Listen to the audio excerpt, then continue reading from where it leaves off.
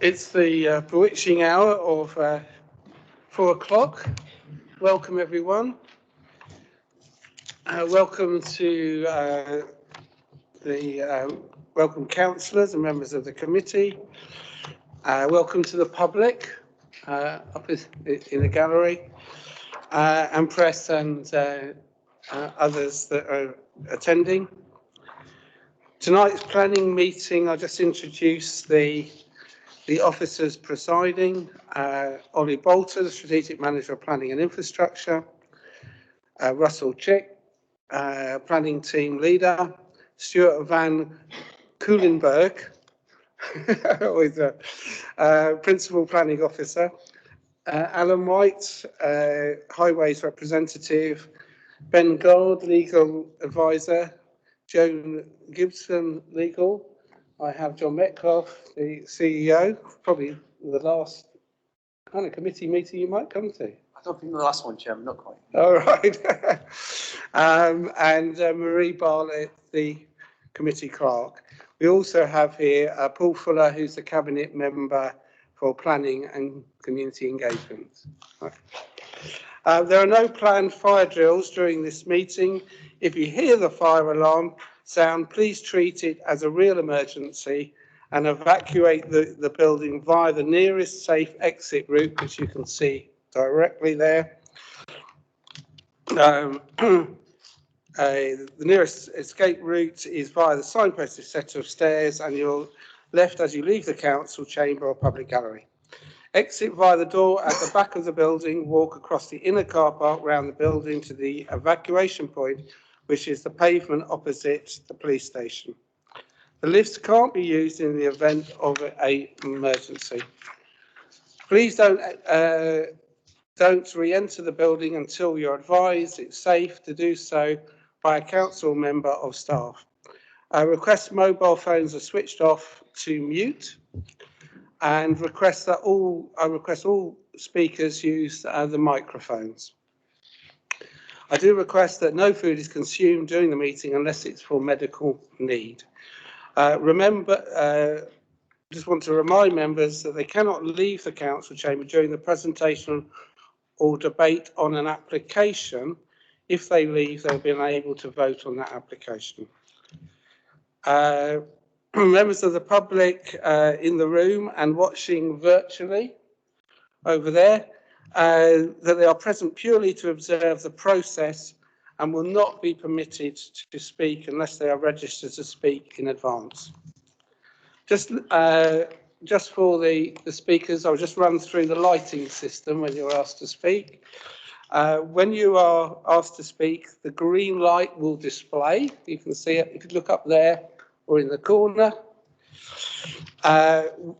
When you have 30 seconds left, the amber light will display. You can see there. And when the red light displays, I will stop you talking. You'll also get that buzz as well in your ear. This is to ensure that all parties receive the same amount of time and that the process is seen to be fair. We will now move to the agenda. I have had apologies from Shirley Smart and Councillor Karen Lucioni tonight. First item, the minutes. I presume you all read them. Do I have a proposer for the minutes? Councillor Jarman, seconded Councillor Quirk. Can I have a show of hands for the minutes? That's agreed unanimously. Thank you. If you give me a moment while I just assign them.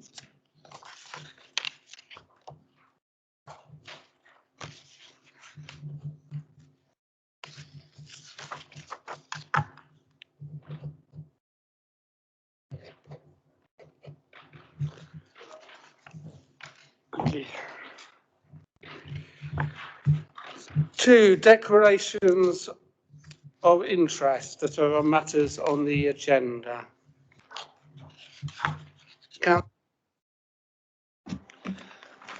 Non-pecuniary interest. I do have, I know well the owner of some businesses close to the Ryde, Mr. Whittle, close to the site in Ryde that is being discussed this evening. But it's non-pecuniary. Thank you. Councillor Bradley.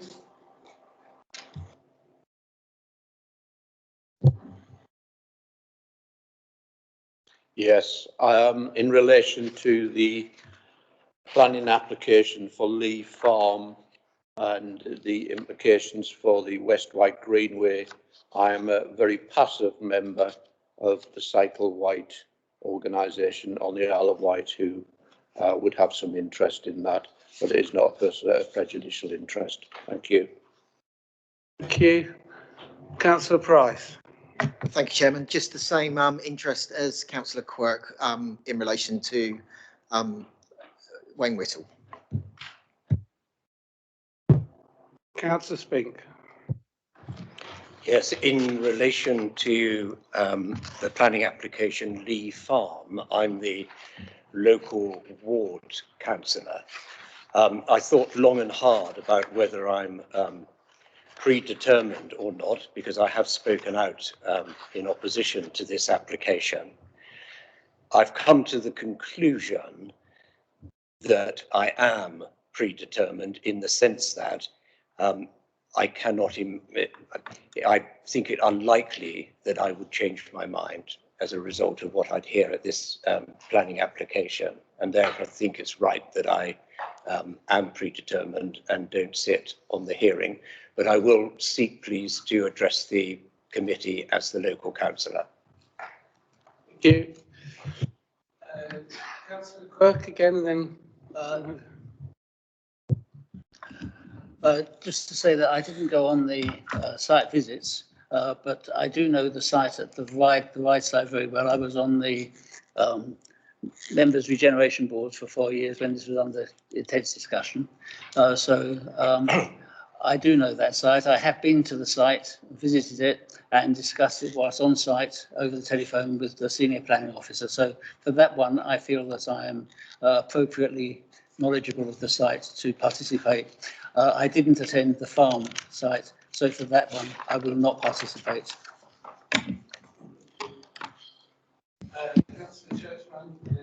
I didn't attend the site visit. I was away at the weekend. I never had a chance, so I will not vote. Thank you. Can you clarify? Is that the Lee Farm? Yes, sorry, the farm. Yes. Okay. Thank you. Councillor Bradley. Yes, I didn't attend the site visits on Friday for reasons that I've explained to you. I have, however, visited Lee Farm since, satisfied myself that I thoroughly understand the application. I'm also very well aware of the Ryde housing application, and I also am satisfied that I fully understand the situation. Therefore, given that it is now common practice to break the code of practice, I will participate and vote in both applications. Thank you. Thank you, Councillor Brady. Councillor Price. Sorry, Chairman, I forgot to say that I wasn't present at the site visit at Ryde, but I have been to that site numerous times, but I've also been there on another site visit to exactly the same site for a previous planning application. So I think I know and understand the site very, very well, and I will participate on that item. Councillor. Thank you, Chairman. Although I'm not voting on this, I want to declare the fact that I have a non-prejudicial interest in that I am an independent chairman of the Isle of Wight Local Access Forum that will again have an interest in the green lane that is suggested with the application at Wellow. So I'd like that to be put on record, please.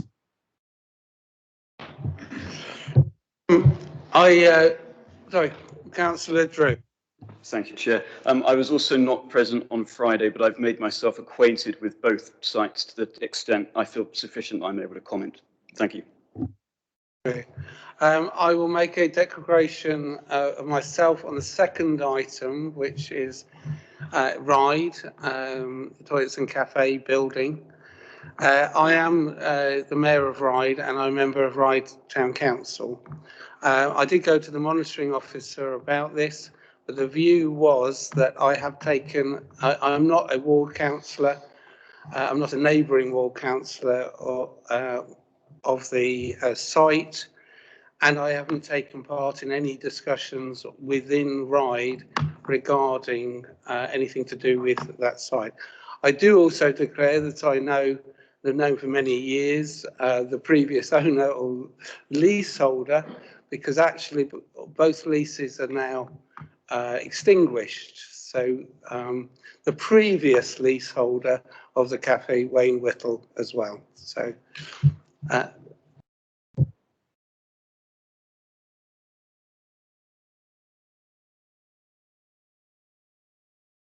we will now go on to public question time.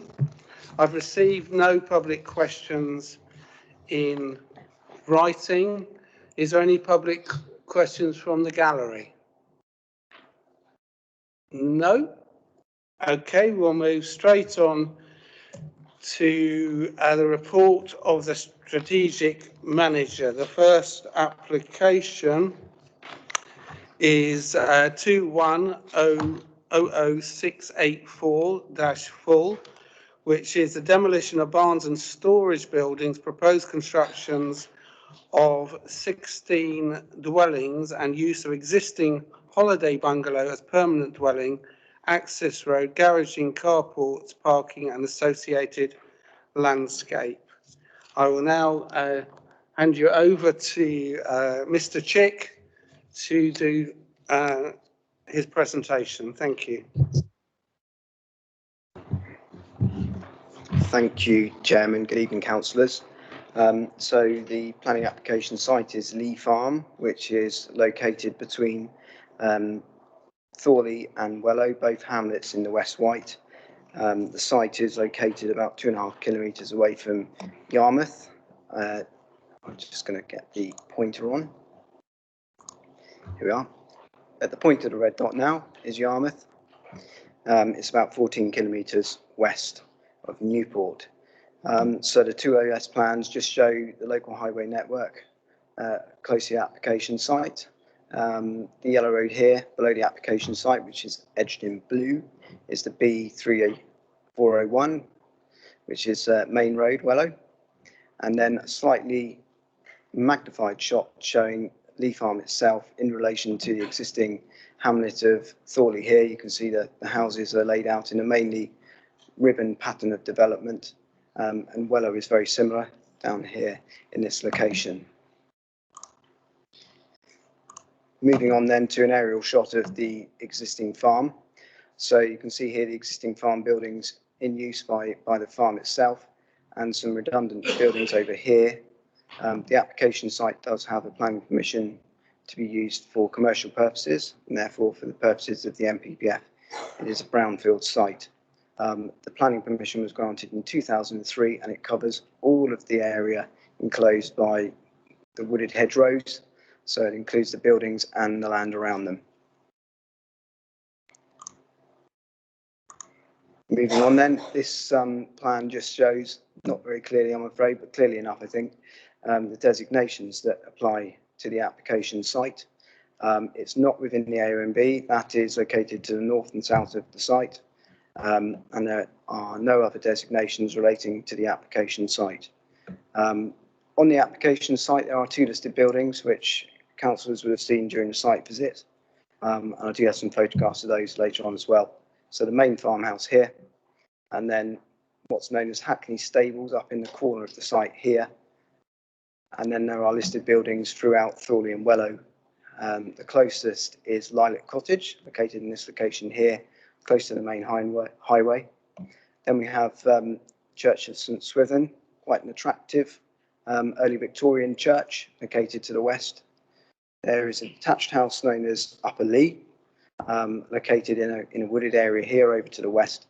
And then the only close listed building in Wellow is Wellow House, very attractive small listed house in Wellow here. This blue shading through this area is following the course of the Thorley Brook, which is the main river. And what is of note here is that flood zone 2, here at the point of the red cursor, just touches the back of an existing holiday unit at the site. So a small section of the site is within flood zone 2. And the remainder of the site is in flood zone 1, so at low risk of flooding. Moving on then, just showing the application site from various areas in the landscape.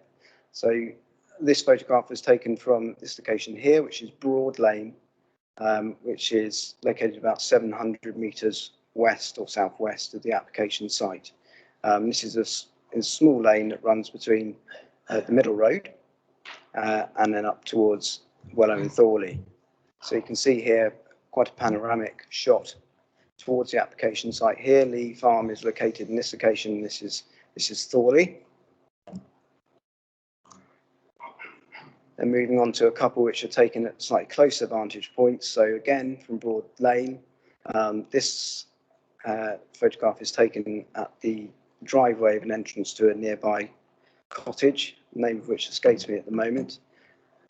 So looking from a slightly further distance, again towards Lee Farm here, you can just about see the silver barn that is on the site. And it's in a closer aspect here in photo B, which is taken further down towards Thorley itself, looking at the various cottages that are through Thorley. And then you can see here, just as a reference point, the existing barn, which shares a similar roof level to some of the properties in Wellow. And what's important to note is the wooded area that is to the back of Lee Farm itself, which you can see in the green, which screens Lee Farm from westerly views around the Thorley Brook to the west and at the back of Thorley there. Just waiting for the computer to catch up. So these viewpoints are taken from locations to the north, which we walked along this farm track on Friday during the committee site visit. This farm track runs at the point of the cursor here, about 400 metres up towards the point of the former railway line. And so a photograph has been taken by me from here, looking towards Thorley. And what you can see is there's a fold in the landscape here, which hides most of the farm and also Thorley, as does the vegetation across the fields. And again, this is just taken looking down at this point here towards the application site, just showing the extent of vegetation and the changes in levels. It's about 10 or 15 metres difference in land levels there. Then some photographs of the application site from slightly closer vantage points. This is taken within the site and it shows the wooded boundary as a line of oaks on that existing boundary, which is at the point here, the northern part of Lee Farm itself. And I've taken a photograph from the meadow off to the east of the site, looking back towards the farm, and you can see there the silver barn and a collection of other paraphernalia around it.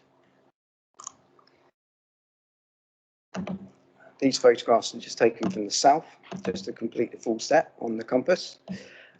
So looking into Lee Farm from the main road, nice straight agricultural track leading up to the farmhouse itself. Again, you can see the wooded nature of the area. A photograph stood in the same place, just looking slightly east, just to show the southern wooded boundary of the application site. This red roof here is the existing holiday cottage that's on the site, single-storey building, and then you can just see the roof of the existing barn. And then this photograph, which is slightly dull, unfortunately, is taken from Wellow, so it's taken from the main road at the point of Wellow, looking back towards the site, which is off to the northwest. And again, you can just see the buildings around Lee Farm there and that southern wooded boundary, which you can see slightly more clearly in this photograph. And then this photograph is showing the access track within the site, which I'll show on a plan in a moment. But that would lead off of this site track and into the proposed development. So some photographs of the site entrance then again. So just looking from Lee Farm itself, this is the listed farmhouse. You can see there the access track, currently a concrete farm track here. And then looking at the junction, which comes onto the main road, well, to Thorley Road here, looking in an easterly direction, then looking in the westerly direction, you can see, not very clearly perhaps, but there is a bus stop near to this converted barn and one the other side of it on which takes you in a westerly direction with a bus handley coming towards me at the point. And then just again showing the site access straight in front of it as it comes onto the main road. And then some photographs of the buildings at the application site. So the older buildings at the application site are all located on the western side. Just trying to get the cursor to work again.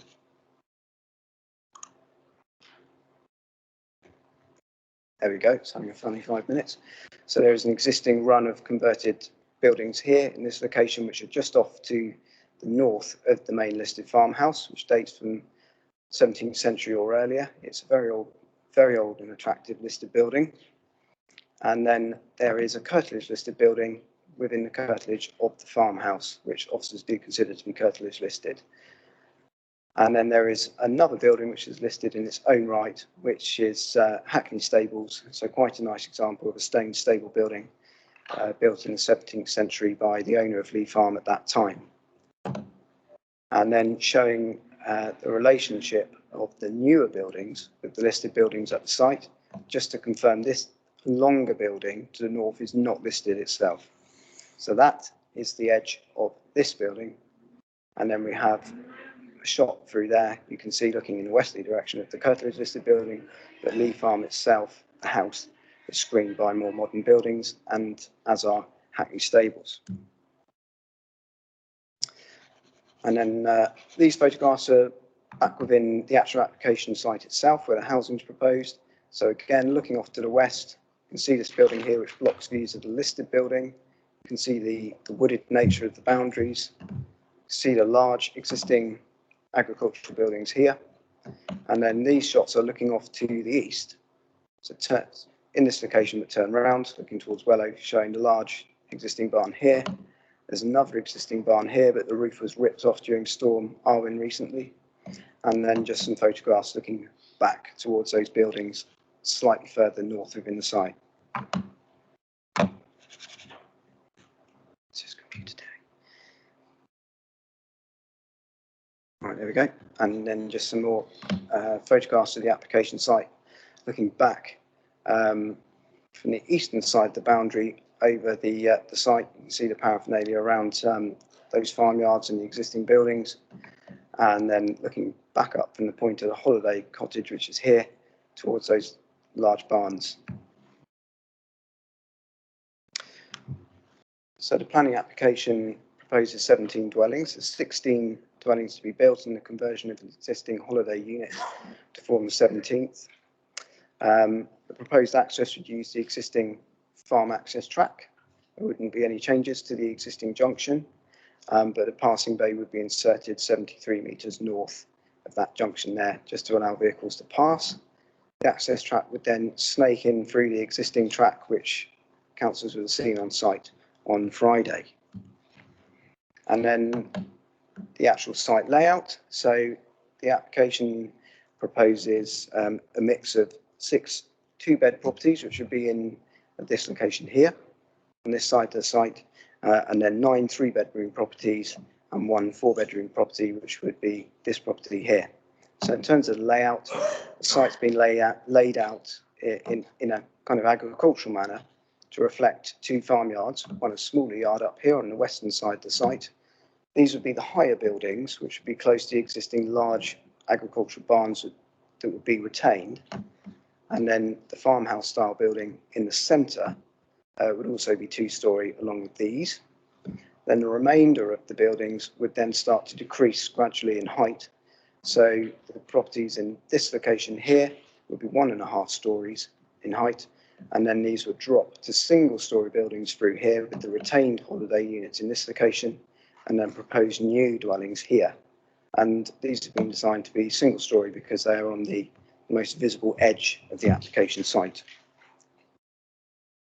Oh, sorry, what I meant to say was so the application site roads would be laid to concrete to mimic the existing farm track that leads into the site.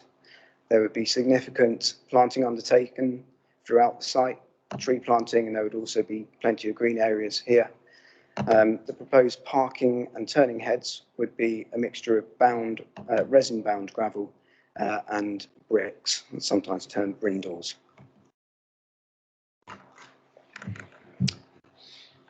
Councillors have noted in the report that the applicant proposes to provide a section of land that would allow the construction of part of the Greenway route. That's a council project to connect Newport to Freshwater Bay. It would be a mixed-use route which would allow cycling, walking and horse riding. And this section would provide a 1.75 kilometre section of that Greenway. It would be up to the western extent of the application site, or the applicant's land, I should say. And it would then use the former railway line all the way through here and then dive down into Wellow, where it would cross the lane to a small lane here and onto Wellow Top Road. Then in terms of design, the proposed dwellings, I'll flick through these relatively quickly because I'm sure you've looked at them. But again, there would be a mix of 1 and 2 story dwellings and 1.5 story dwellings. So you've got units 1 to 5 here. They would be the properties up in the northwestern side of the site. I said they'd be all 2 stories in that location. And then flicking through then to the units that would be alongside them. These have been designed to look like threshing barns. These are 1.5 story properties. And units 6 and 7 would be in the corner on the eastern side of the site. And then just flicking through to the 1.5 story properties that would be on the site. And then the single story properties, which have been designed to look like milking parlours or cattle barns, if you like. So they would have features such as just cart shed detailing, these vents on the top, which reflect some of the agricultural buildings across the Isle of Wight. And then there would be this sort of hay barn feature in the middle of these 2 semi-detached properties here. And obviously the tourism unit would not change. Unit 15 is the proposed farmhouse, so that's been designed to look as a traditional farmhouse with a sort of outshut at the back and side, and that would be in the centre of the site as you saw on that layout plan. And then just a cross-section of the application site.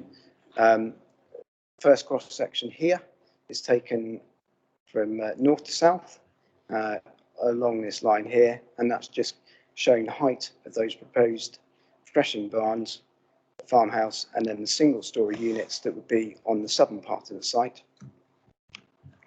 And then the second cross-section is taken in this location here, and that shows the 2-story properties that would be up in this area of the site, up close to the bigger barns that would be retained, and then showing how the heights would then drop gradually down to single-story in these locations here.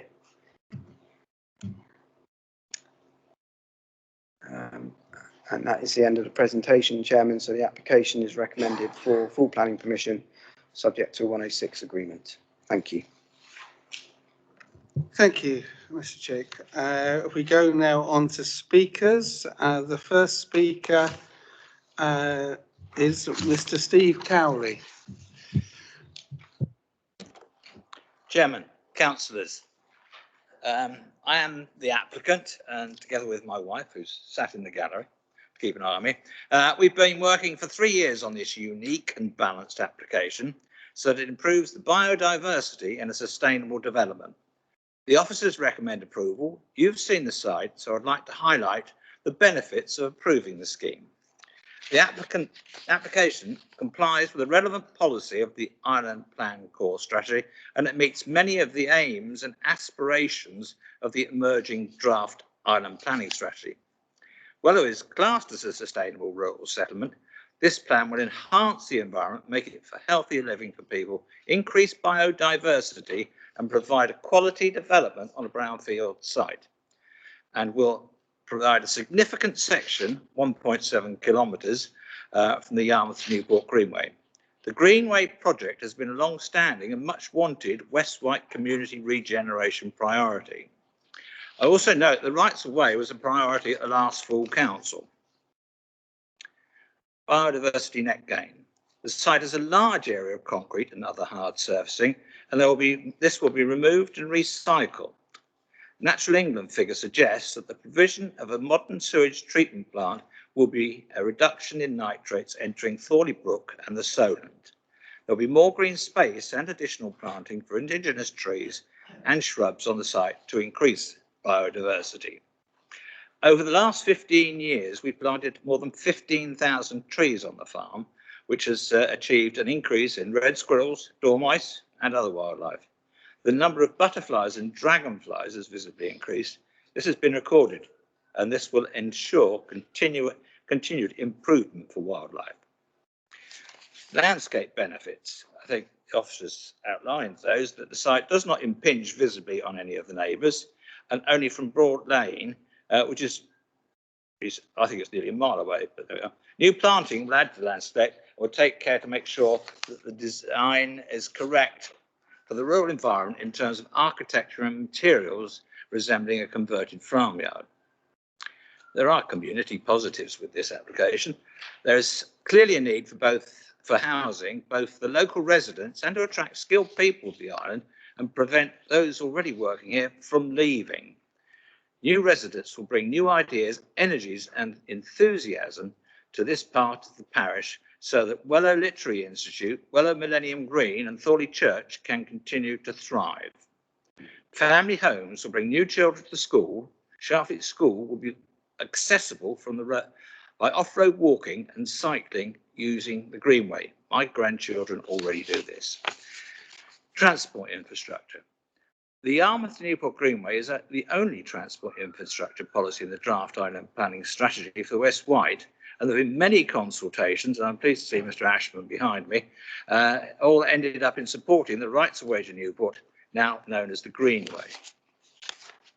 As for other Isle of Wight policy, I would like to highlight some of the other policies were met by you approving this application. The Greenway is a substantially important element of the green infrastructure of the island, and the objective to move away from the reliance on the car. The route will contribute towards the council's aim to improve the health and well-being of residents, and will also contribute to the objectives of reducing carbon emissions and protect the environment, therefore supporting the island UNESCO biosphere status. Both the local community and our family, 3 generations who live on the farm, will benefit from the project. We will invest in our long-standing rural business, which will continue to develop in a way that will protect employment and add new jobs and projects in the future. In the last week, as a family, we have planted a traditional orchard of 2 acres with 120 fruit trees, with more to plant as seed for a new business.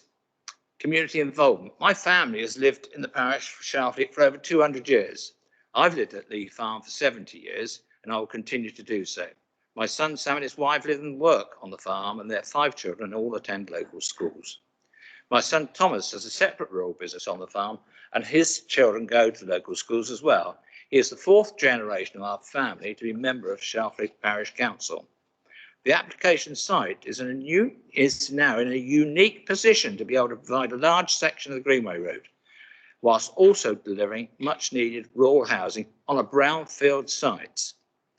Brownfield sites are expensive to develop, and unlike the Isle of Wight Council, I can't get grant funding to ready the site for a building to start. As a result, officers consider the lack of on-site affordable housing, but the provision of a contribution based on viability of the project instead would reach an appropriate balance whilst acting as a catalyst for the remainder of the Greenway and deliver a long-awaited project. Do you want to say any more? No, thank you very much, and thank you for being within time. So thank you. Can I now ask Councillor Spink to take the local member chair and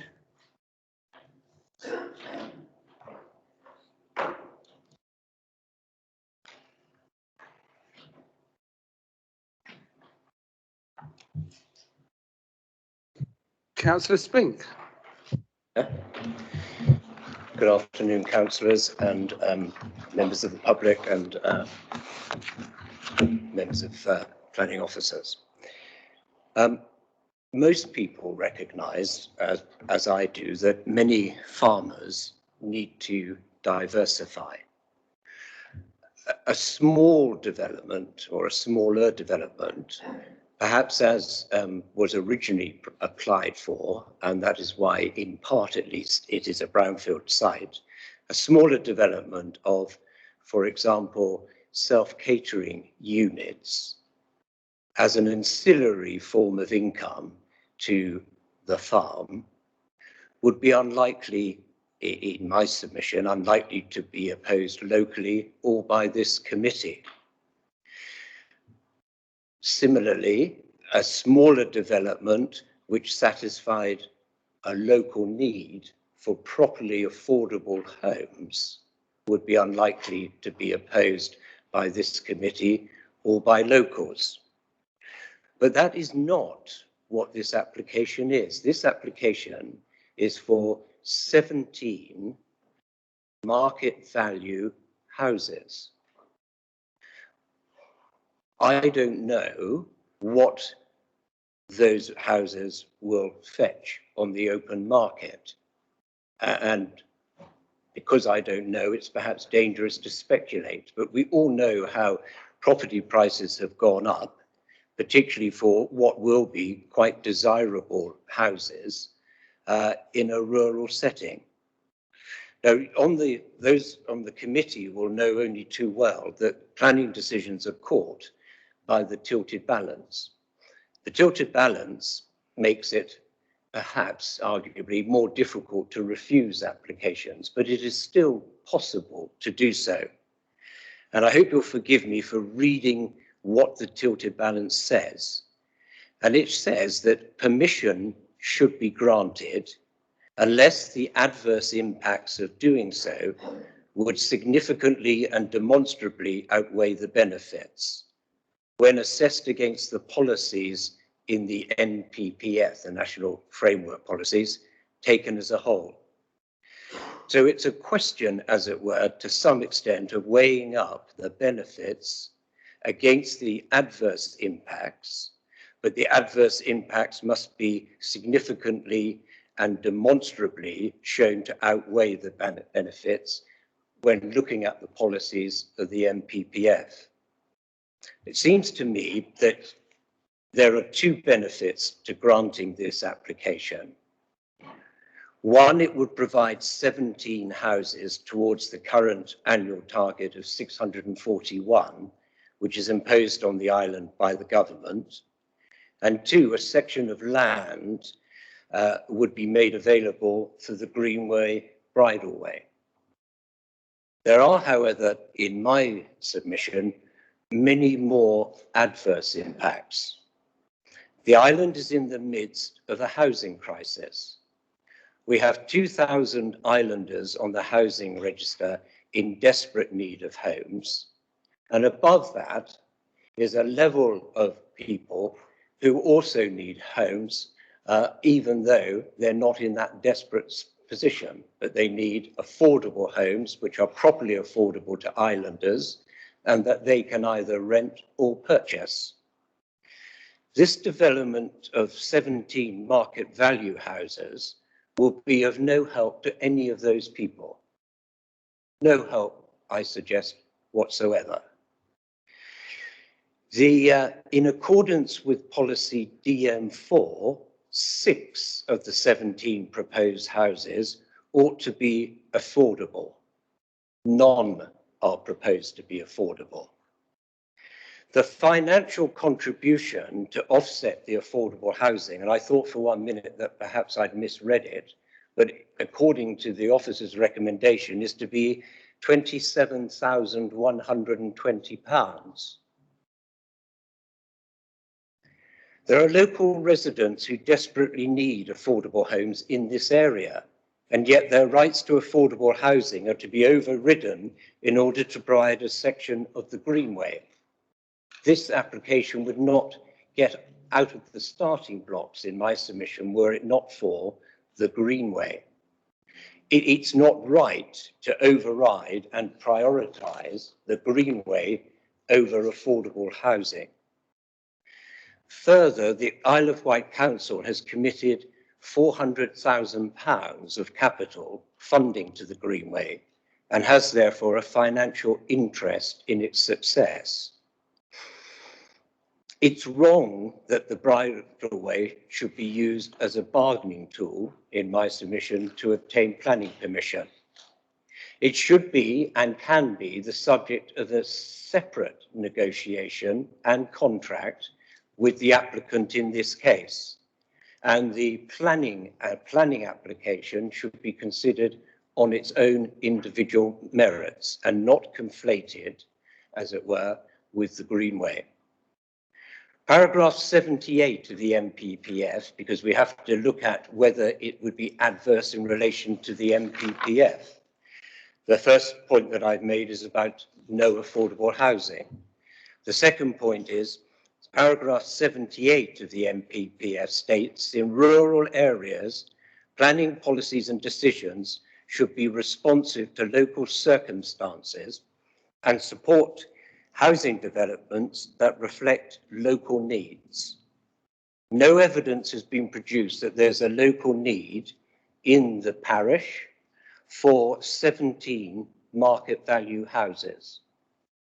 The provisions of section 78 are reflected in SP1 of the island plan, which says, unless a specific local need is identified, development proposals outside of or not immediately adjacent to the following defined settlements will not be supported. And it's not within, I can tell you, one of the defined settlements. The fact that the island doesn't have a 5-year land supply and has failed to meet its housing targets does not automatically mean that the core strategies are out of date, particularly when the core strategy is consistent with the MPPF, which most clearly isn't out of date. This point was made clear by the court in the case of Gladman and Daventry District Council in 2014. The next adverse impact when viewed against the MPPF, in my submission, is that it would be contrary to the new draft island planning strategy. It would not qualify as a rural exception site because rural exception sites aspire to be 100% affordable housing with a small amount of market value housing to be allowed in exceptional circumstances.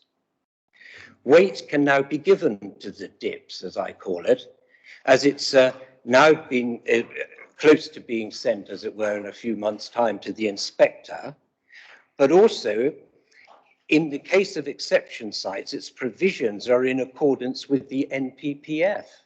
The rural exception sites and first home exception sites are in rural areas, are promoted, as it were, in the NPPF. The clearer the policies in the emerging plan to the policies in the framework, the greater the weight that may be given. And that's paragraph 48C of the NPPF. So it wouldn't be allowed by, as it were, the MPPF. It wouldn't be allowed by our core strategies. The next question or point, and I ask it by way of a question, is who are these houses being built for? Statistics show that the increase in the island's population between 2015 and 19 was driven by an expansion in the number of residents aged 65 or over. At the same time, there was a decrease in the number of residents below the age of 65. This trend is predicted to continue and to increase in proportion to each other. It's likely, therefore, is it not, that they'll be purchased by retirees from the mainland. This will worsen the demographic imbalance that already exists on the island and put an even greater strain on our hospitals, dentists, and doctors' surgeries.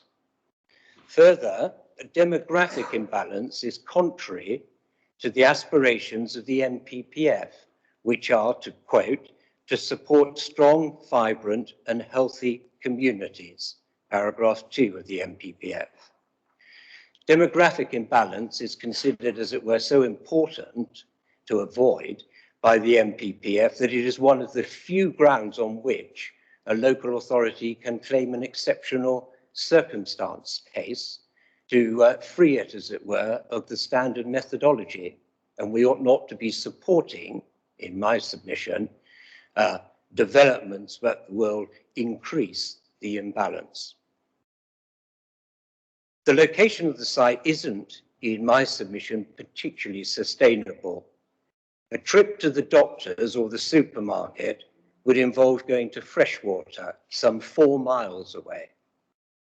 Island Roads has commented in this application, it's on the planning portal, that due to the rural location, limited bus service and lack of local amenities to provide onward destinations, the vast majority of residents would typically be dependent on private motor cars. Accordingly, then, the development would be contrary to core strategy SP7, DM17, and the National Planning Policy Framework, paragraph 103.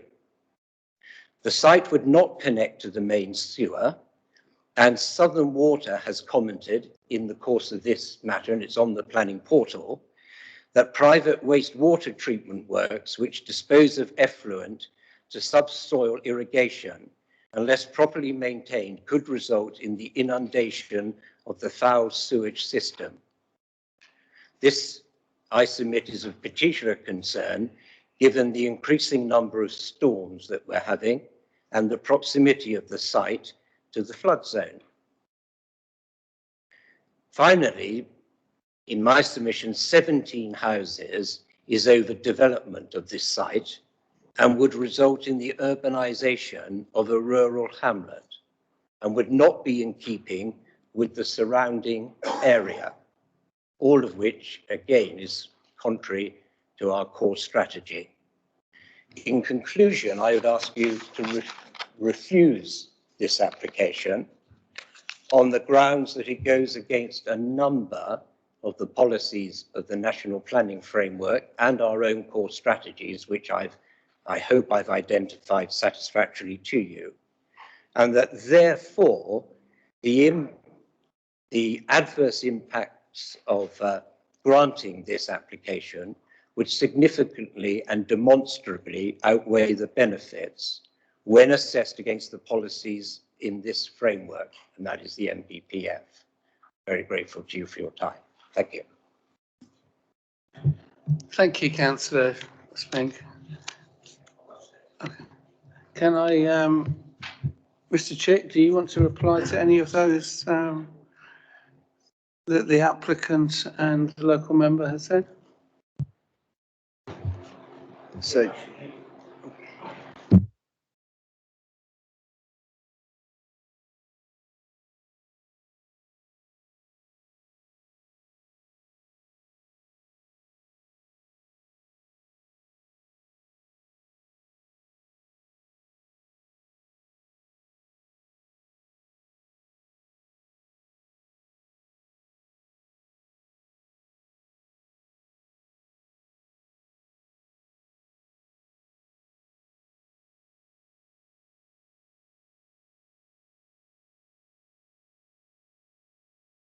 Thank you very much. Thank you.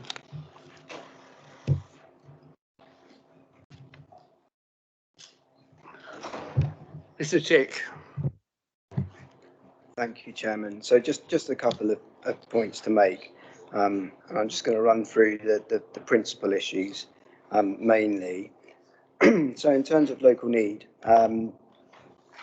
Councillor Spink pointed out, paragraph 78 of the NPPF does refer to local needs and for rural housing developments to be responsive to local needs. But that has to be read in the context of where we are as a council at the moment in terms of delivery, because we're in a position where we are under delivering on housing, and therefore we are subject to the tilted balance and the presumption in favour of sustainable development.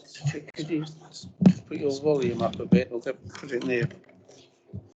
Is that better? Yeah. Okay. So we are subject to the requirement in the NPPF for the presumption in favour of sustainable development. What that means is the requirements of policy SP1 in terms of a local need are ruled out, because what the NPPF says in paragraph 11 effectively is, if as a local authority or that local authority area is undelivering, is having substantial under delivery in terms of housing, therefore there is an argument there that there is an obvious need for the housing that is being proposed, and therefore the requirements of policy SP1 in terms of local needs are struck off. There's no settlement boundaries as outlined by the core strategy, and therefore we are simply looking at, is a site sustainable or not, because we know there is the need for housing because of the under delivery.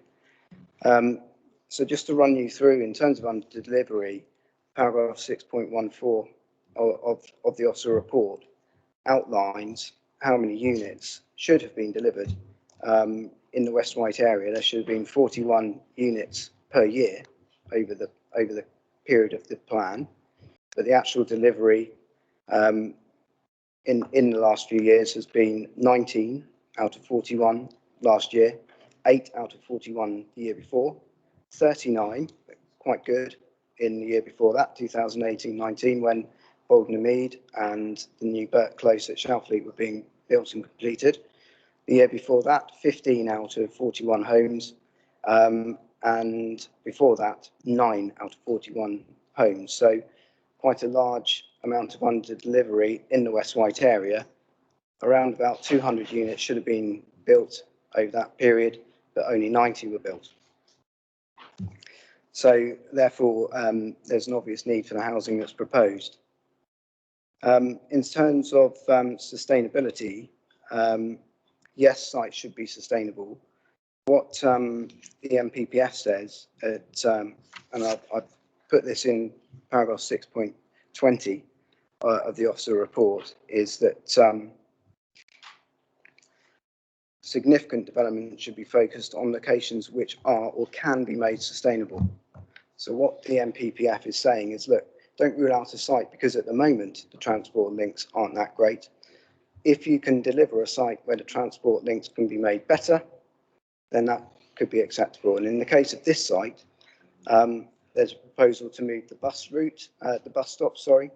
So Island Roads in their comments have proposed that the eastbound bus route, bus stop, is moved onto the green that you would have seen within Thorley. The westbound bus stop stays where it is, but it's built into the bank so that there is actually somewhere for local people and the residents potentially of this site, if approved, could stand safely, rather than both bus stops relying on people having to walk and stand in the live carriageway. Obviously the greenway, the report outlines, the positives for that, but one of the positives would be that it would provide a sustainable transport link for people to have a choice to get out of their car and use the greenway, either to walk to Yarmouth for the services and facilities there, or to get on their bike and cycle to Freshwater for the greater number of facilities that are in that village and outlined in the report. The other point that I would outline as well is that this application proposes housing on a brownfield site, and we do hear quite regularly from local people and councillors that there would be a preference for brownfield sites. Now, we know there are nowhere near enough brownfield sites to deliver the housing that the island needs, but when a brownfield site does come forward, or what can be termed a windfall site, the NPPF says that these can make an important contribution to meeting the housing requirements of the area, because these are often built out relatively quickly.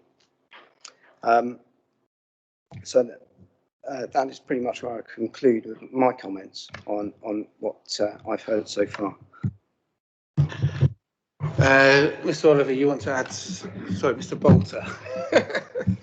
You wish to add comment. Thank you, Chair. Yes, just to, as I'm sure councillors would have heard, both speakers have actually referenced the emerging IPS in their speeches, and I just wanted to advise caution to the committee in terms of placing weight on the emerging island planning strategy policies whilst you consider the various issues that we've just been speaking about, as they have, we would advise they have not yet been sufficiently progressed through the statutory process for that level of weight to be given to them, and indeed an appeal decision issued on the mainland, which was reported on today, the inspector found that local plan that was actually currently undergoing examination, so 2 stages ahead of where we are at the moment, considered it that it was not at a sufficiently advanced stage to justify a refusal of planning permission on those grounds. So if I could just ask members to be mindful of that and to think about this application within the context of the relevant core strategy policies and national policies. Thank you, Chair. Thank you.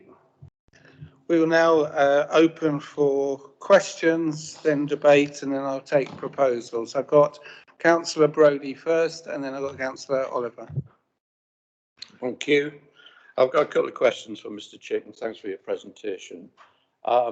Firstly, I mean, there seems to be a tension here between affordable housing within this scheme and the provision of the long sought after West White Greenway. The local member suggested that the only benefit for affordable housing, if the Greenway was prioritised, is 27,000. Can you confirm that in fact there are additional costs there? Firstly, the building costs are referred to in one of the paragraphs, I can't give you the reference, as being £155,000. That's the building cost of the 1.7 kilometres of Greenway. And secondly, the granting of land to the local authority to provide this Greenway on their farm. A valuation isn't given on that, and I wouldn't necessarily expect that. So my first question is, can you absolutely assure me that there is a reasonable balance between what the cost of providing 6 affordable homes and the provision of this 1.7 kilometres of Greenway? My second question, Mr. Chick, is regarding this Greenway. As I declared at the start, I am a member of Cycle White. I'm not involved in any of their decision making, but I am a cyclist and I cycle rural lanes all over the island, in particular in this area. And in fact, when I went to visit the site at the weekend, I cycled there. And I don't know if any of the members of the committee have cycled around that area. I suspect not many. But certainly, in my view, taking cyclists off the Wellow to Thorley Road, is not imperative. It is a bus service hourly, but there is very little traffic. In fact, some of the photography you showed, I think I saw one car. I didn't see any others. In fact, if you go to the full route of the West White Greenway, there are significant sections where we will be on the road, and I was going to ask you to show that in a second. There are a couple of sections of that where you are on road anyway, some of them rural lanes, but certainly one section for part of the year will be on the Yarmouth Road. That's the green line that's sort of dashed rather than fully filled in halfway along, which is a section of the main Newport to Yarmouth Road, which will have to be used for 2.5 months of the year due to the shooting season. And secondly, although that looks like a better map, I was just a little concerned with the map that I was shown at the briefing on Friday, that we were going to actually be on the Forest Road near the Snows car showroom. So have you any comment to make? And I mean, obviously I have a view. Is it really crucial that the Greenway departs from this very rural road that I would suggest, given the number of cyclists I saw on it on Saturday, isn't really required to make a safe route from Newport to the West Wide. Thank you. Thank you, Councillor Brodie. So in terms of the actual cost of the Greenway, the actual contribution for that has been costed by the rights of way manager. So he is assessed with whatever contractor would build the rest of the route, what the cost of that route will be per mile, per metre, whatever it is, and has assured officers that the level of cost attributed to the section of the Greenway at Lee Farm is correct.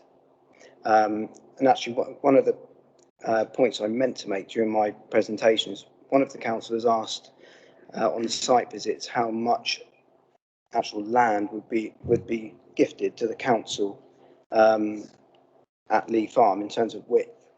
So what I've been told is that the Greenway route generally would be 5 metres wide. So that would be 3 metres of track and then a metre either side, just to, that kind of spillover area. At Lee Farm, because much of the route there would be the old railway track, it would vary between 5 metres and 3.5 metres wide. But the rights of way manager and the project manager for the Greenway is content that the land that would be gifted to the council would be acceptable to actually deliver a route that would be safe for cyclists, walkers and horse riders. The other point I'd make is that as the report I think says, the contribution for affordable housing is 27,000. That's based on a prediction, and so should the overall development cost less, then there would be a clawback clause in the legal agreement that would drag back any money that went above that £27,000. So it wouldn't be money that the developer would think, oh, here's some extra money, I'll put it in my back pocket. That would be clawed back for affordable housing provision on the island, and that money can be used for various things, adaptations to housing, that kind of thing. So in terms of the Greenway itself, its benefits and all of that, I think what I'll do is start in a strategic sense and ask councillors not to look at it so much as a limited section at Lee Farm, but actually look at the overall whole route. Appreciate that experienced cyclists will cycle on the road. I do myself, but as a lot of the statistics in the report show, more people need to get out of their cars for carbon reduction reasons, but also their own fitness and well-being. And the report says that 33% of adults on the island complete less than 30 minutes of exercise a day, which is above the national average of 22%, well above that. And 66% of adults on the island have excess weight. And so what the wellbeing strategy is saying is that people need to do more exercise, and exercise is good not only for your physical health, but also your well-being. And, where better to do it in a beautiful area of countryside where it's safe to get on a bike. If you're a person who doesn't cycle very often and is making a choice of, well, where do I cycle in the West Wide? The Greenway offers that opportunity for people to make that choice and think, I can go somewhere safe, as people in the east of the Wight can every day. They can go on that route between Sandown and Newport, or Newport to Cowes, or Newport to East Cowes. And we're seeing at the moment improvement works to the existing railway track, that is the cycle track that leads out of Newport off towards Witton. You can see those works being undertaken now. And officers' view is that, look, there's only going to be more demand for this green infrastructure because of our need to move away from car travel, and that is shown in the council's own climate and environment strategy, which says that we need to reduce car travel by 60% in order to meet net zero by 2040, and for walking and cycling to make up 41% of journeys by 2040. So that's the kind of strategic look at it. The overall route has that strategic benefit. The benefit of Lee Farm is that it offers quite a large section of that greenway from one landowner, the route is given free of cost, the land is given free of cost, and the cost of the actual works to make that something that would be safe and usable are also not going to be met by the council. So the overall cost of the route is about 1.5 million. There's £500,000 committed to it. Planning authority has secured planning contributions, nearly £50,000 towards it. This, if it was built, if it was approved, would then top up that money to well over half of the cost of the overall route, which officers consider as an important tipping point on the balance, if you like. We all know the need for affordable housing. That's obvious. The affordable housing delivery over the years for the council has been fairly dire. Last year was good for us, 123 affordable housing units. This year, I think it's about, we're in single figures for actual completed affordable housing, but I think there's nearly 50 units currently being built with Branston Farm and other sites. There's also the council has put in a £40 million budget stream towards delivery of affordable housing. So these things hopefully will allow a greater amount of delivery. And so what officers are saying is, yes, there is an absolute need for affordable housing, but you have to balance that with the unique circumstances of the site in delivering not just the section Thorley Farm, but also what it does for the rest of the route. Because ultimately, when you look on this map, there are sections already on the roads, and I've got some photographs of those roads, which should help. But when you look at that former railway route here that Lee Farm would deliver, it connects up to existing rights of way. But there is not really a very cohesive east-west link across all of those rights of way. So there's beautiful areas of countryside with fantastic rights of way that go generally north to south, but there's no way of getting onto them safely because there's no car parks along the middle road or the top road or anything like that. So there's that benefit of linking up other routes, not just for cycling, but also for people to be able to get on the greenway and walk along and sort of do that sort of movement to get along. So just some photographs of those rural routes. They are quite attractive. You can see here, this is Wellow Top Road, which is this road here, which would be used by the route. It would then go off to an area which I forgot to say has already been built. The council secured a section of the greenway that is now being built here. That would go down onto Quarry Lane at Calbourne. And this is Quarry Lane here, so quite a straight, nice rural road to cycle on. And then cross there up through 5 houses and then back onto the main route. I have spoken to the project lead for the Greenway. They have confirmed that at the point here, which Councillor Brodie pointed out, there was a map which showed a section of the Greenway which looked like it was on Forest Road. It was at this point here. It might be that this section of the route here does dive up slightly further into this location, but it is confirmed that that will not go on the road. That will be on the inside field hedge. And it's just about, at the moment, negotiating that section of the route because of livestock security. But ultimately, that will remain in an area of countryside that the route will effectively go through the countryside here, off-road all the way, and onto these rural lanes, back onto areas of the rights of way, small section of Wellow Top Road here, which is a very quiet rural lane, and then the remainder of the route is all cycleway right through to Freshwater Bay. An officer's opinion is that if this section of the Greenway is lost, therefore these sections can't be used, and that means a very large proportion through here is all on the road, and it really does undermine the potential to deliver the Greenway, but also that choice that people will make of, could I cycle from Newport to Freshwater if I wanted to on any given day? So hopefully that helps to answer those questions. Yeah, just a supplementary, Chair. Yeah, thanks for that, Russell. I mean, that's very helpful. But you referred to residents of the East White being able to easily cycle into, say, Newport, my town, and a route that when it was open was fantastic. However, will there be any future provision to add this to the project network? I know you probably can't answer this, but it's just something I'm floating here, because the fact of the matter is there are sections of the Newport Sandown cycle track that cyclists don't use. I don't use a section between Shide and Blackwater. I very rarely use it between Blackwater and Merston because of the state of it and the failure of island roads to take cyclists seriously, just as in my view they don't take pedestrians seriously.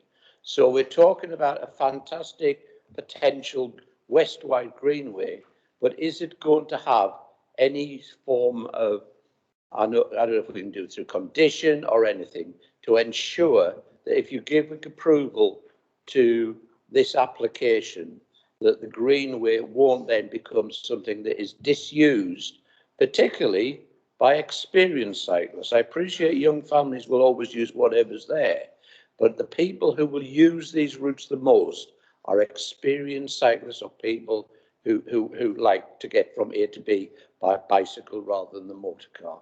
Thank you. Yeah, so I think, at this point, what I can't tell you is what the nuts and bolts will be for the whole route, because this planning application is looking at Lee Farm as a housing development, which then delivers part of the Greenway.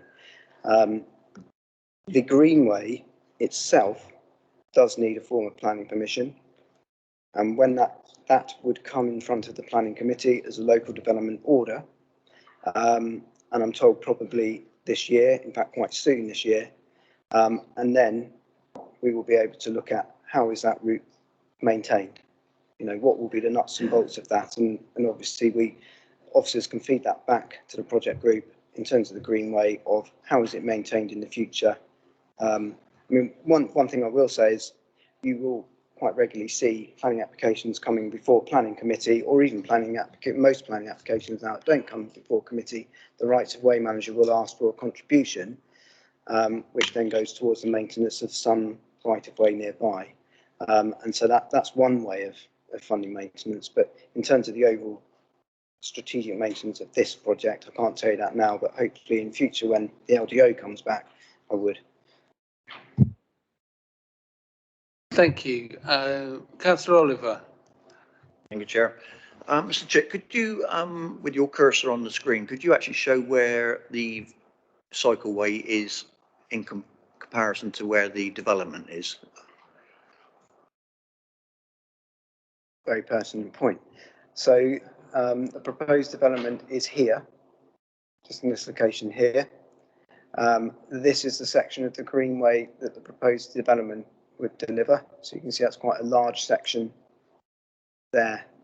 And I don't know if I think I've got a zoomed in plan, which should show that.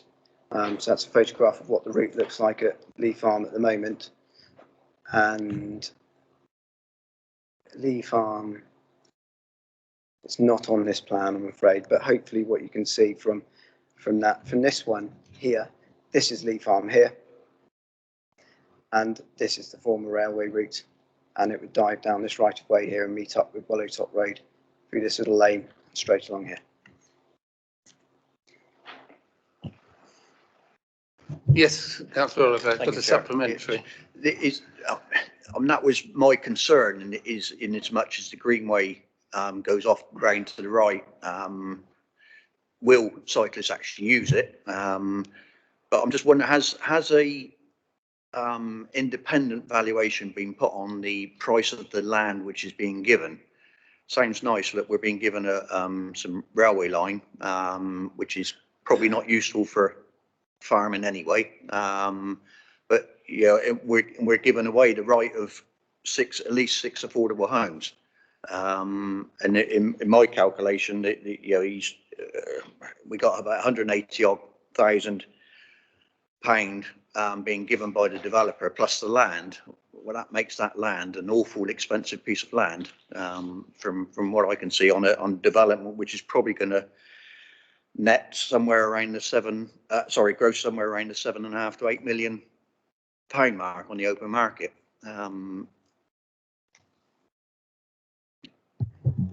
So yeah, sorry, Chairman. Sorry, Mr. Chick. I should wait for you.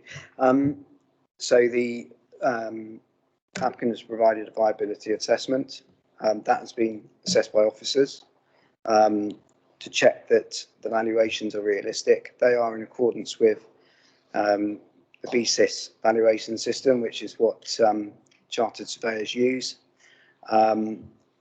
That system is constantly updating and is based on real-time developments as and when they take place. It's a bit like the trick system for vehicle movements. Is updated all the time based on vehicle movements from housing and that kind of thing. And officers have checked that. Officers do think it's realistic. I can't tell you what the land cost of that greenway route is, but the actual cost of building it has been assessed by the Rights of Way Department, and they have given us the cost of £154,000, and they feel that is realistic. But what I'd say again is look at it in a strategic sense of that whole route being delivered and what this site can provide to give that shot in the arm to have it delivered versus the affordable housing. And I've gone through the affordable housing, and obviously it's up to the chamber to deliberate on what that balance is and whether you agree with officers, but ultimately we've given our advice in the report about what those benefits might be. But there are some other statistics in the report. I mean, Cycle White have carried out consultation on the route. They feel around 8,000 local residents would use it. The Thorley, the Yarmouth and Thorley plan specifically refers to the use of the route. It says, I did write down what it said. It says, we would like to improve provision for cyclists by supporting the extension of the Freshwater Yarmouth public bridleway through to Newport to allow for a safe off-road cycle route. So I think that shows the local support for it, along with the parish council meetings that the project leaders on this are carrying out.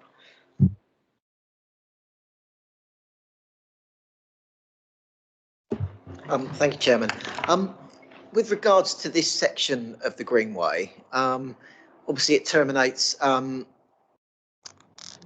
some way before Wilmingham Lane, isn't it? Is it Wilmingham Lane? Yeah. Just so we have a good understanding of the benefit of this stretch of it. I'm not going to talk about the rest of the route, but this bit from Wellow through to meet up with the railway track at Yarmouth is really the bit that this is going to achieve, isn't it? The bit to the west of this site, is that bit nearly ready to go? Is it a part that's already funded? Is it a part that the landowner is on board with? I think understanding that we don't approve or don't approve a bit of greenway that eventually goes nowhere and the money doesn't get spent on that, that's a really important question, if that could be answered, please. Very good question. It's one of those chicken and egg situations, isn't it? But so planning authority has been informed that the agreements are in place with the landowners for the route you see on this plan at the moment. So those areas are green beyond Lee Farm. Lee Farm stops here, the land beyond there that then links up to Wilmingham Lane, which is here. It's that road that you can dive down from Yarmouth on your way back from the ferry to circumvent Shalfleet traffic lights. That is secured, all off-road, and so that would meet up with the existing railway track, shouldn't say railway track, sorry, cycle track, which follows the old railway track through to Freshwater, and then the plan includes proposals to then improve this section here through to Freshwater Bay, but that doesn't need planning permission. That can be done. It's an existing right of way. But yes, that would, from Lee Farm, the land through to link up with that is under agreement with those landowners, and also the rest of this route that you can see in green here. Supplementary, Councillor. Thank you, Chair. So just going back to the really this application lives or dies really on the difference between providing affordable housing or providing walking, cycling infrastructure. That's really what this lives or dies on. So just to have a concrete answer, I understand that the land value is a difficult one, and I cannot wait for the day. I'm praying the day comes when there's an application on Fairley Road that I can be looking at the rest of the railway route to connect Wootton to Newport. And I'm hoping that will happen in the time that I'm still an elected member, because whatever that is, in some way, I would like to support something like that, because it will provide something that will be there forever, part of green infrastructure that we really desperately need. But on this application, we've got to really understand that there is enough money being spent by the applicant towards this against providing affordable housing. I think that is a really important question that I think most of us want answered. And so if you can just try and put a figure on that. I know some of it may be a bit of guesswork, but the market value of land is out there. I think understanding exactly what the applicant is going to have to pay is probably where some of the final decisions are going to come on this. Thank you. So, I mean, like you say, I can't tell you what the cost of that greenway is, because, you know, how do you value a 5 metre strip of land that goes through an area of farmland? But like I say, rights of way have given us a cost based on, and they've got good experience of building cycleways. They've done, obviously built a cycleway recently up through to East Cowes, so that they know the kind of costs that would be undertaken to deliver that section of the route, and that's why we specifically went to rights of way and said, look, what is your view on the cost of this route? The development has been designed on the basis of delivering a section of the greenway. So it's not the development being designed to say, look, it can either do affordable housing, if you don't get this section of the greenway, well, 35% affordable housing then. It hasn't been designed in that way. It is designed to deliver the cost of that section of the greenway. So, and what officers would say is that we have checked the values. So, it's the cost of actually, what does it cost to put a surface onto that section of former railway line, and also the section of right of way here, which is not former railway line, which will obviously cost more. What does it cost to go from A to B here?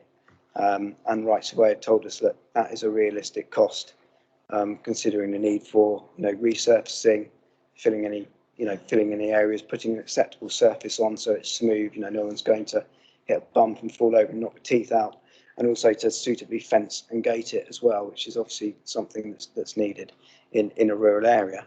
So that's the value ultimately of this. It's not so much the gift of the land, it's more what does it cost. We get the land for free, but here is what it would cost anyway. And when you add that to the monies that already exist in the pot, if you want to put it that way, of sort of 550,000 plus this, which takes you up to sort of just above 700,000. That's over half of the route in terms of cost and delivery, and that then can be weighed up with the loss of the 6 affordable houses, with delivering this section of route, but also the bit that's already built at Newbridge. It's a 1 kilometre section that's already built to spec. It was secured for a solar scheme that was approved. And also we've got a section at Alvington that's built, very small section, but it's an important link through to Gunville Road. And then obviously the bit that's basically already there that people can already use. It's balancing that against that versus, well, not versus, but the actual affordable housing question that everyone's thinking about. Sorry, Chairman, I know I shouldn't come back in. Just to clarify, all of the construction costs for this part of the route that is connected to this application will be paid for by the applicant in full. Yeah. Yes, absolutely. So that's why I went to rights of way and said, look, if you want to go from A to B, what is the cost of that route? And they've given us the figure, and the applicant has agreed to enter into a legal agreement that will require them to build it. So as part of the development, there'd be a trigger in the 106 agreement, which would be, you shall build this section of the route at your cost at such a point in time. And obviously that legal agreement, is a legal document that the applicant has agreed to entered into, the so-called willing landowner, if you want to put it that way. Okay, I'm going to now move on to debate and taking proposals. So if anyone has a particular proposal. I don't have a proposal, but there's a couple of things that I would like to sort of mention. Councillor Brodie does know cycle and pedestrian routes very well around the island. I know he uses them regular. I've used quite a lot of routes that are available in the West White. And I guess some of it is dependent on when you use it. Getting from Newport to the West White safely as a pedestrian or a cyclist is problematic. The road through Thorley, for instance, at times is very quiet. There's other times it's quite busy. I mean, for instance, school time is a particularly busy time. I've passed Russell on that road a few times, and it's quite a busy road. And of course, Wilmingham Lane is a particularly busy road. And I think getting cyclists and pedestrians off of that lane is probably the most important part of the provision of this greenway. And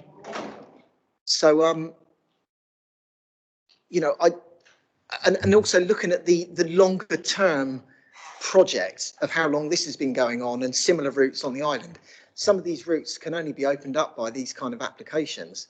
And it's going to be a really tough decision, I think, for us to get to this evening. Again, to decide between whether we want affordable housing or we want a part of the greenway. I guess the situation we're in is this is the only chance that we can have this section of the greenway. If we don't do this now, it's unlikely to come forward again. And I think that's an important element to this. I've listened everything Councillor Spink put forward so eloquently is absolutely relevant. He knows the core strategy and the NPPF from back to front almost off by heart, and he could probably quote us any section of that off the top of his head almost.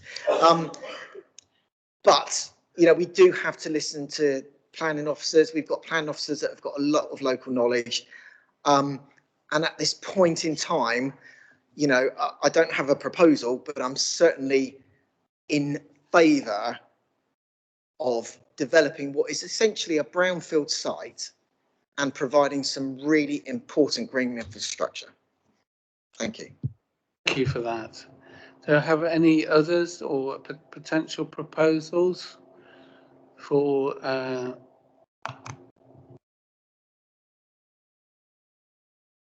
right, Councillor. Well, I suppose somebody should contribute as well as Matt, but this is, as Matt said, and I said right, so there's a real tension here between, I mean, I have no doubt, that this site should be developed. It's a brownfield site. There's a housing need in the area, and I will always support affordable housing in the right circumstances.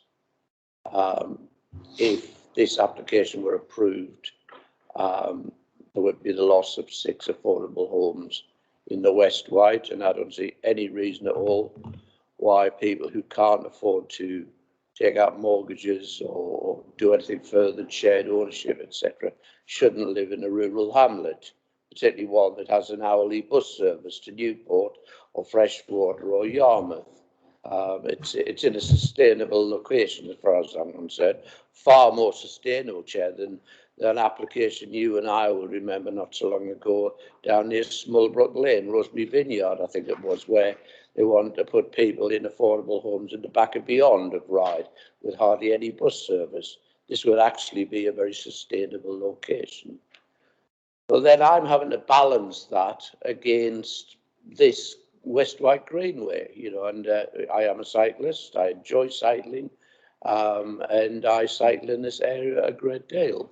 Personally, I'm quite happy on the road between Wellow and Thorley, but then I was quite happy cycling around London in my 20s. So I'm quite confident about where I cycle. I know my wife, who also sometimes accompanies me, is less confident and probably would be delighted to get off the road. And I'm sure there'll be lots of families with kids and etc. would prefer that. I think Matthew Price, as ever, not all the time, but as ever, has said there is an opportunity to take something here that we may lose forever if we don't take it now in terms of the Greenway. And my inclination is that we can't cast away a one-off opportunity. Yes, it would mean losing 6 affordable homes. I would desperately like to get them. But as you know, that still provides 17 homes that will have to be provided unless there are significant changes in the housing policies and the planning policies of both this council, but in particular central government. We are going to have to provide homes, and people who can afford mortgages, etc., are entitled to buy decent houses. And we don't have an immigration policy to the Isle of Wight, much as some people would like to, probably to ban me from moving here 33 years ago, but we haven't got an immigration policy, and there never will be. People will continue to move here. So therefore, against my natural inclination, I am going to support this application because of the Greenway. It's because we can't miss this opportunity.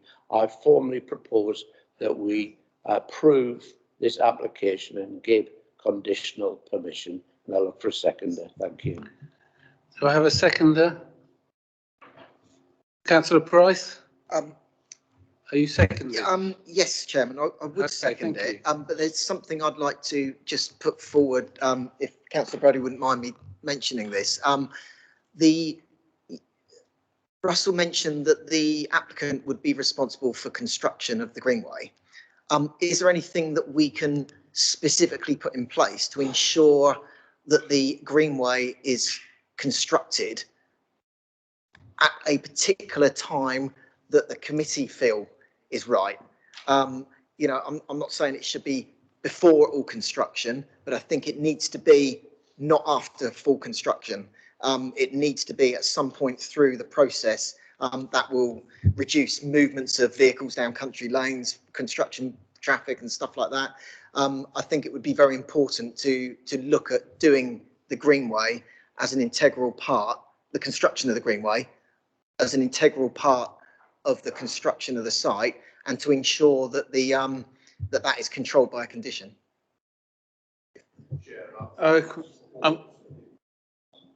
Okay. Do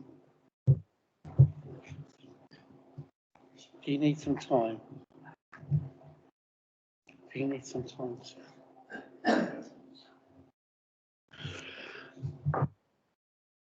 Suggest a 5-minute break because we've had quite a lot of time. Chair, if I can it's relevant to what Councillor Price has just said. Can we put the caveat that the excess money for affordable homes should be spent in the West Wight area or Wellow area, should there be any excess or underspend from what the proposed spend is on the money?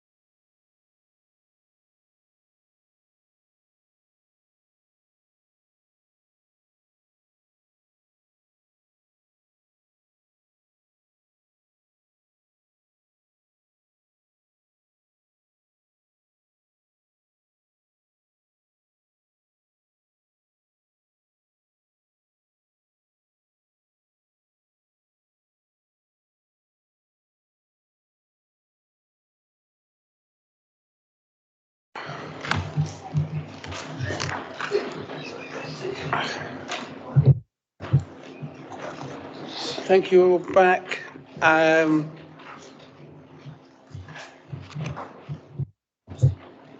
Can I, Mr. Bolter and Mr. Chick, do you just want to,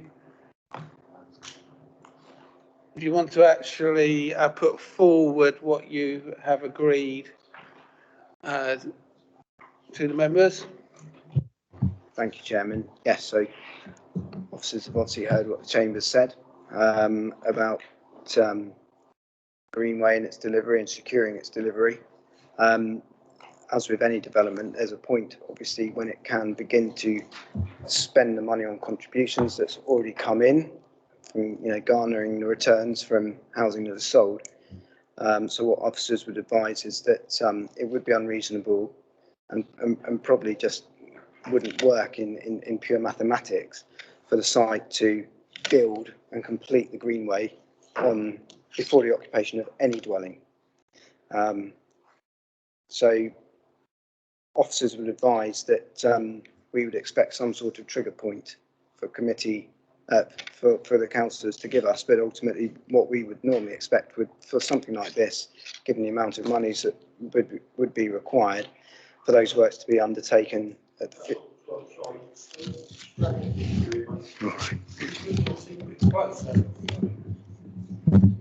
I need to start hanging it around my neck or something, don't I? Yeah, so what we would expect is for a project of this and the cost of it to be delivered at some point to trigger some sort of trigger point between the 50% occupation, so occupation of 50% of the dwellings, or up to 75. So what officers would work towards would be to have that part of the site of the route built and ready for use at the 50% point of those dwellings, but to have some wriggle room for negotiation because it's a brownfield site of up to 75%. We've heard what Councillor Oliver has said about the affordable housing contribution being spent within the West White. We would expect that normally, that's the approach we've used in other sites in the West White. So you'd be looking at within the parish and adjoining parishes for that money to be spent. And an expectation that the route is immediately adopted as a right of way at the point of commencement for the development of the Greenway. Sorry, the Greenway.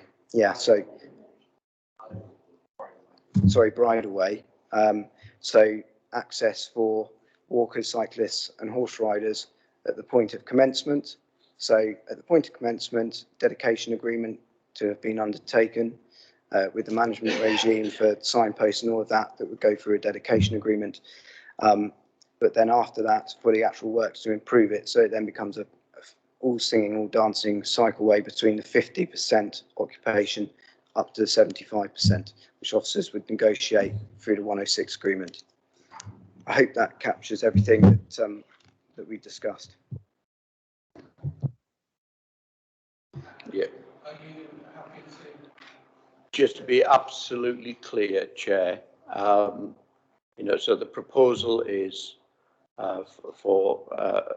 we will support approval of conditional permission with the provisos that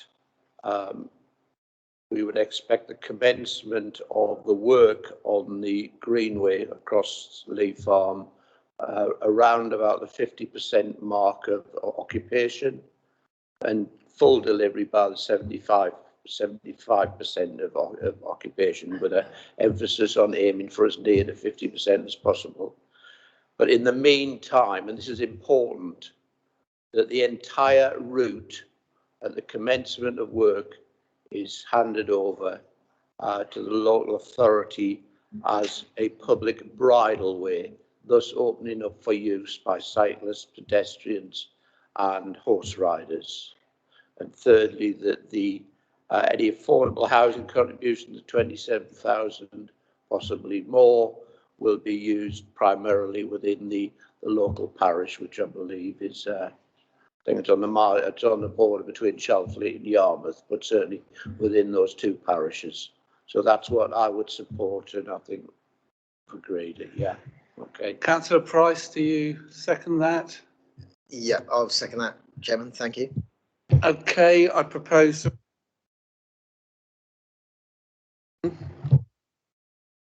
Sorry. We go to a vote. Those in favour of Councillor Brodie and proposal as seconded by Councillor Price. 1, 2, 3, 4, 5, 6, 7, 8. Those against? Any abstentions? Yeah.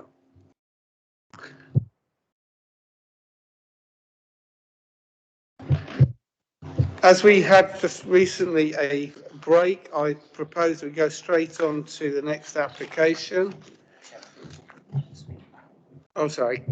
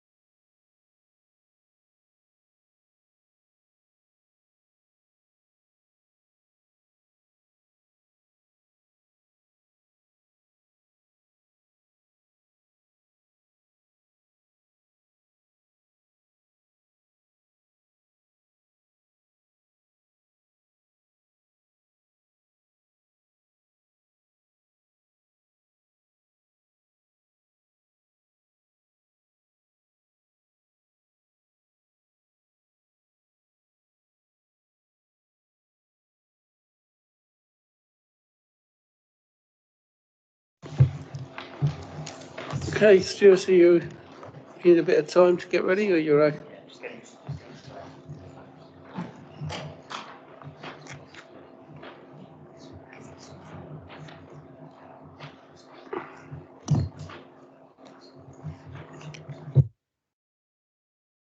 Councillor Jordan, you can come to the local member's seat. Huh?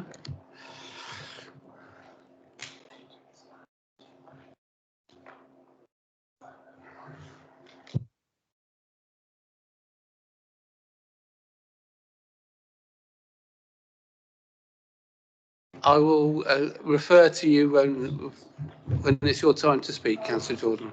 Okay.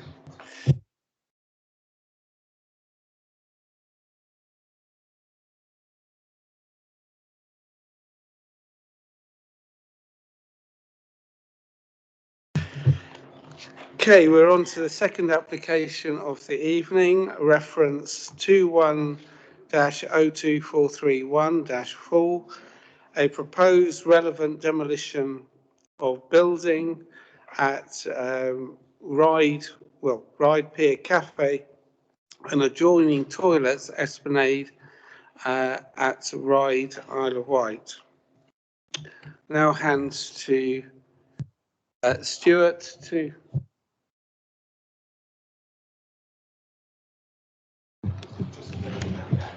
Yeah. Stuart, you can now start. Thank you, Chairman. We got there in the end. So, members, this application is for relevant demolition, planning permission for relevant demolition of Ride Cafe and toilets next to the pier. Members, councillors will note the application site is outlined in red, and that is purely the extent of the existing building. The existing building being located on the northern side of the esplanade within Western Gardens and near to the entrance into the listed promenade pier.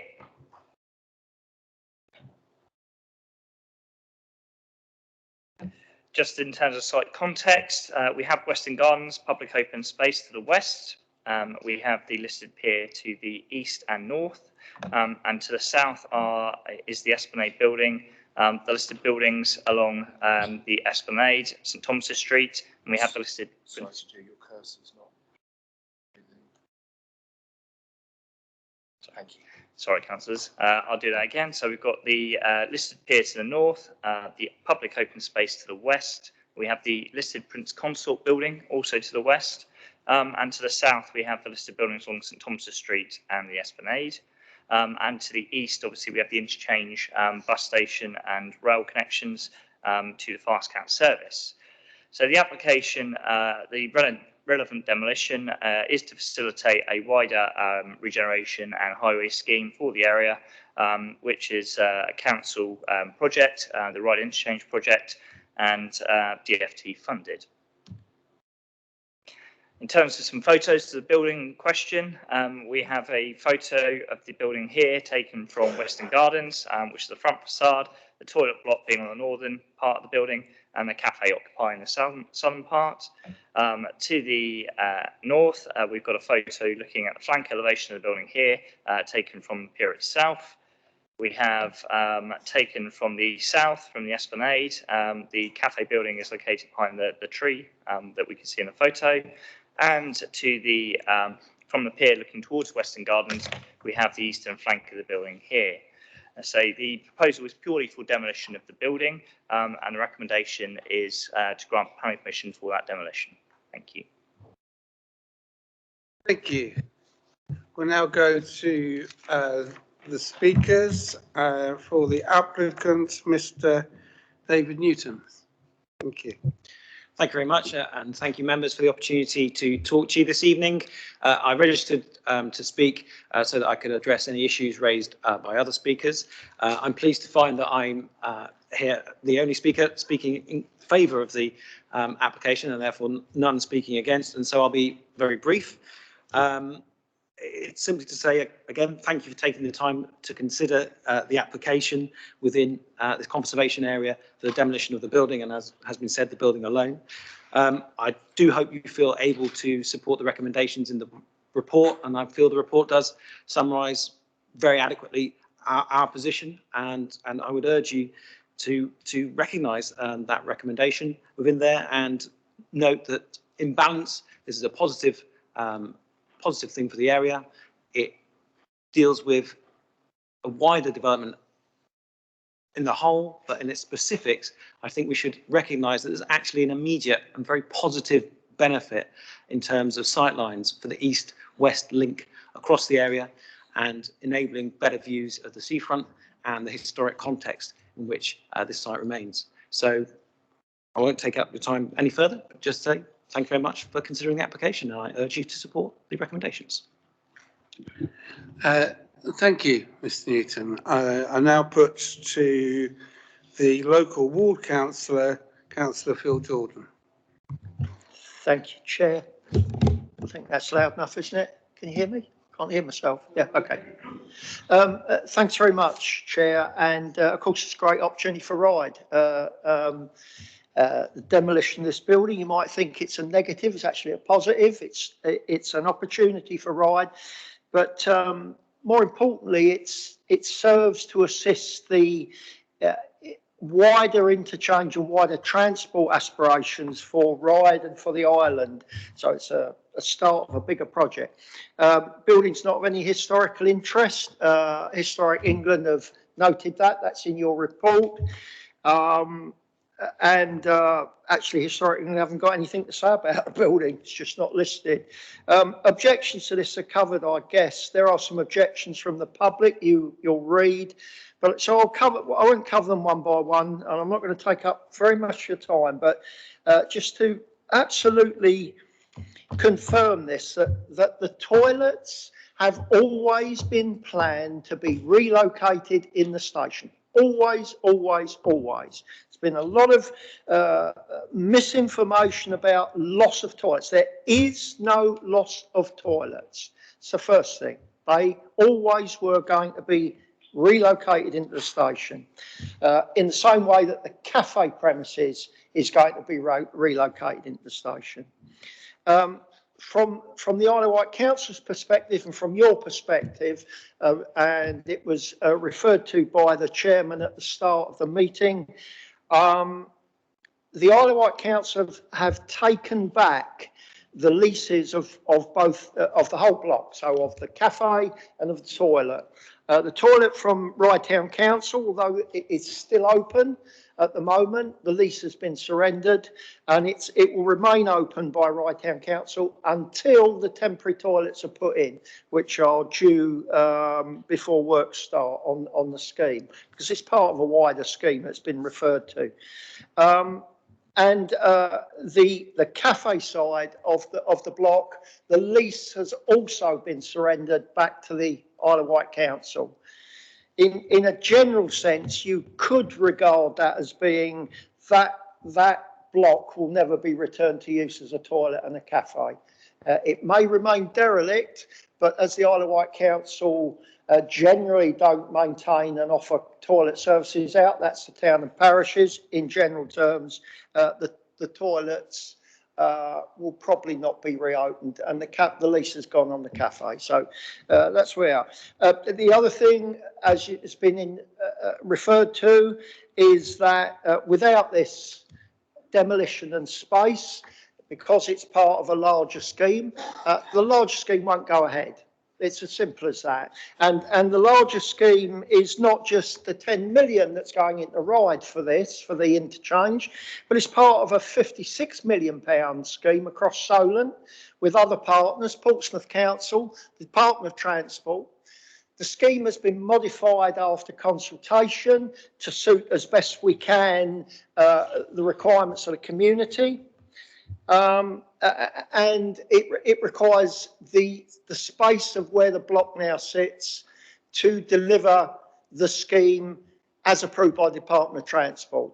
And that is to deliver active and sustainable travel, to improve emissions from buses being routed up a separate route, George Street in Ryde, and to allow pedestrians and cycleways in and through the site.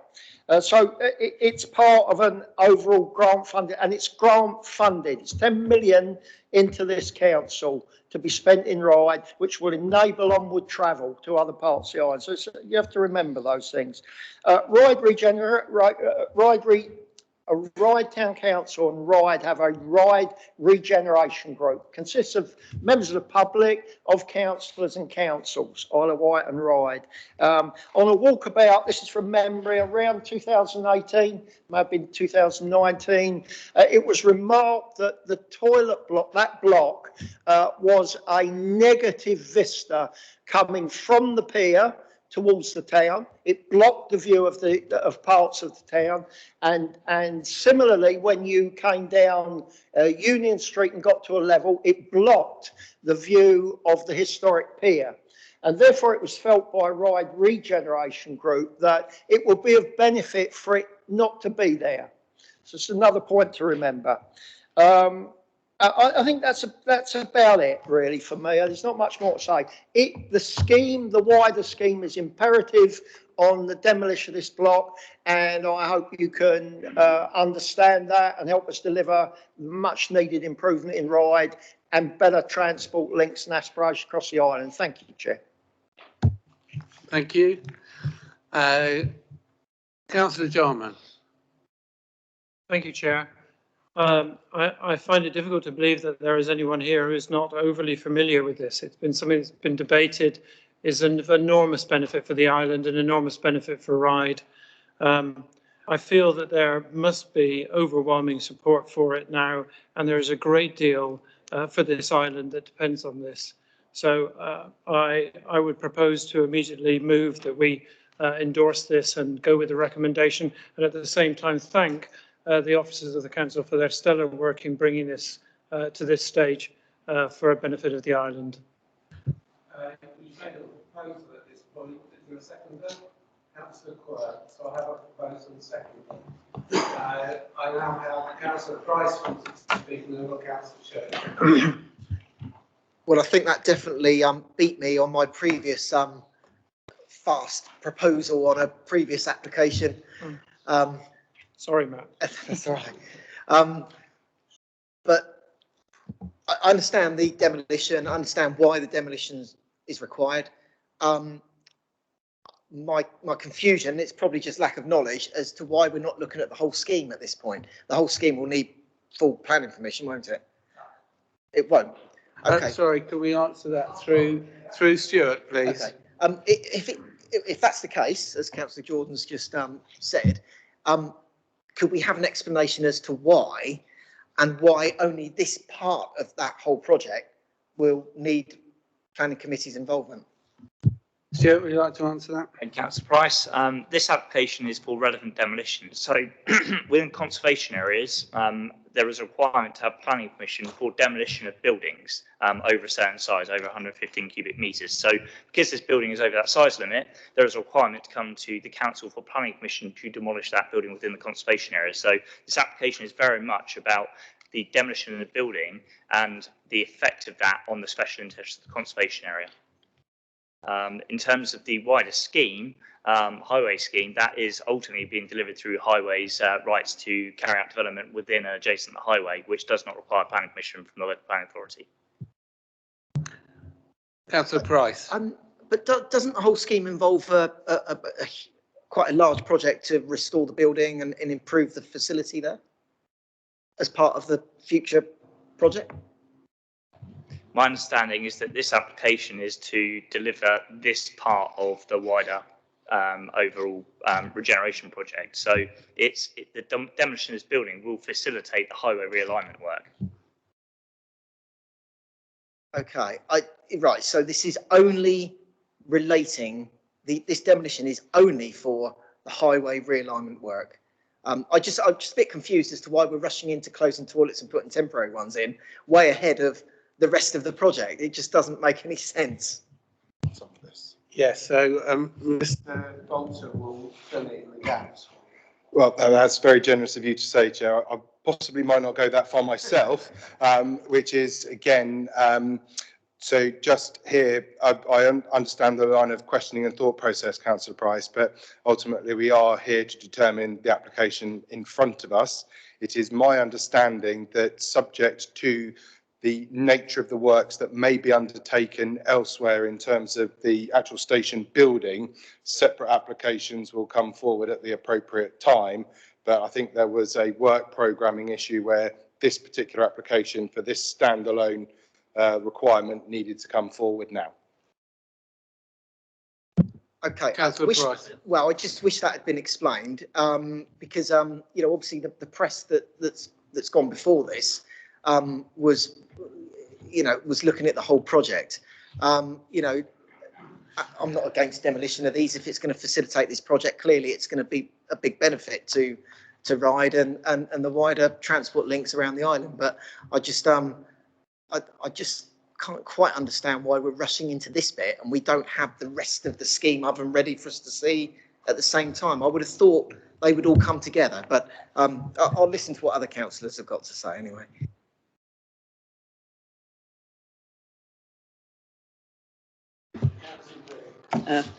Thank you. Page 71, 615, it talks about demolition. Temporary facilities will continue to operate. Nobody's mentioned where these temporary facilities will be and in what form and for how long. And the reason I say for how long is because there's no planning application by South West Trains to revamp the station. This could be in 3 years' time and we will have no control over that. So my first question is, what sort of toilets will be put in place and where? Could that be answered first, please? Thanks, Councillor Churchman. I have, as part of my slide, so if members can see, this is the outline plan that was submitted to Cabinet back in October 2021. You'll note Western Gardens over here, the green space, which is being retained as part of that scheme, as indicated on here. The toilets, from what I understand, are proposed to be located in this area, the temporary toilets, for the time being. So they would be put in place prior to decommissioning of the toilet building we're now looking at to be demolished. And they would be retained in place until such time as the new toilets are placed within the train station building. So in terms of the envisaged at this moment in time, the details that I have, and again, this will be subject to a separate planning application that comes forward at the right time. But ultimately, members will note that the indicative position is here, and it would essentially consist of men and women's toilets and a disabled facility as well. However, the full detail and final detail of that will be subject to a separate planning application for temporary permission to put that in place whilst there is no facility there. So where, may I ask, where is this layout? Is it on the existing site? Is it in Western Gardens? Is it in the station? That's in this position where existing green space is in Western Gardens. So the toilet building is approximately here at the moment. Okay, and so this doesn't actually change. This is the green space that's already there. So if I show you on Google Earth.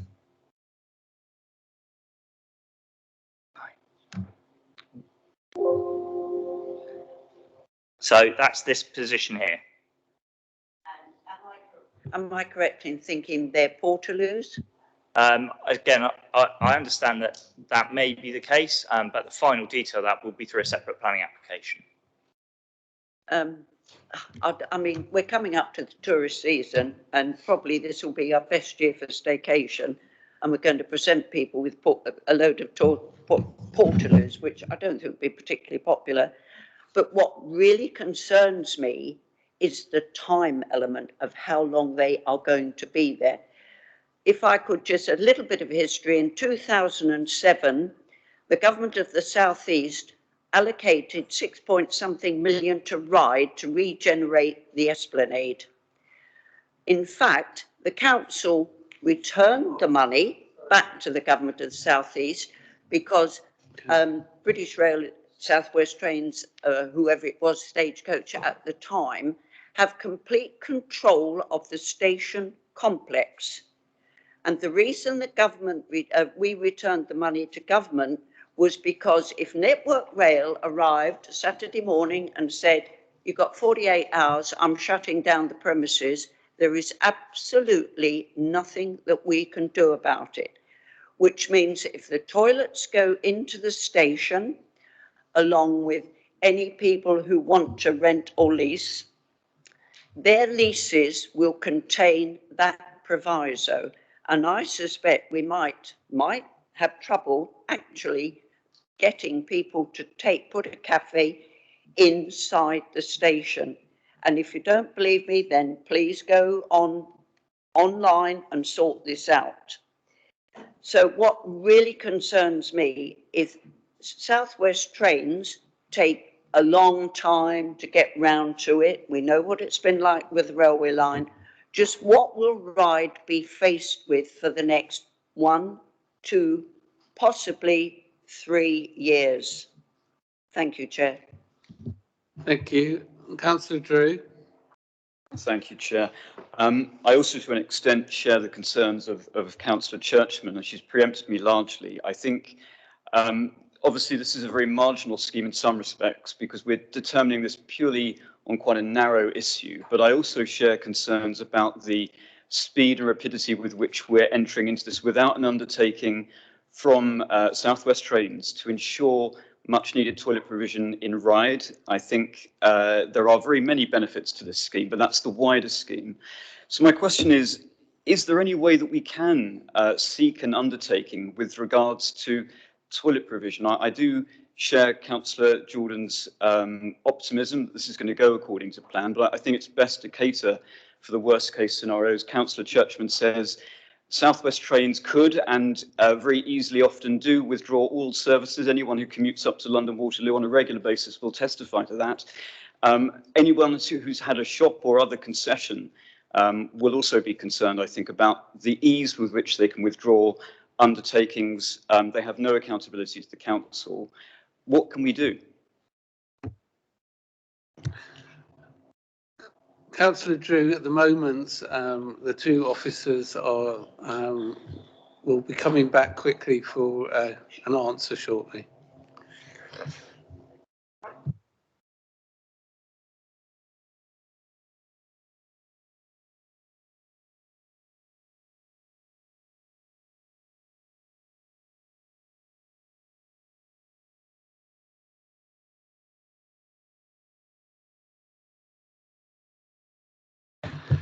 Can I answer, Mr. Volter? Thank you, Chair. Yes, I think there's a couple of points that I would like to make in relation to this debate, Chair, and it's something that councillors have recognised that you're right, Councillor Drew, it is a narrow issue that we're looking at in terms of this application.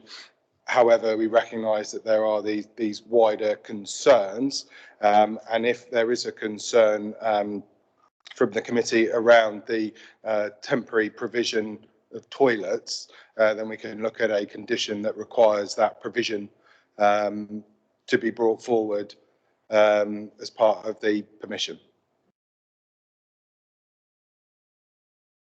Councillor Jarman, was your original proposal. You have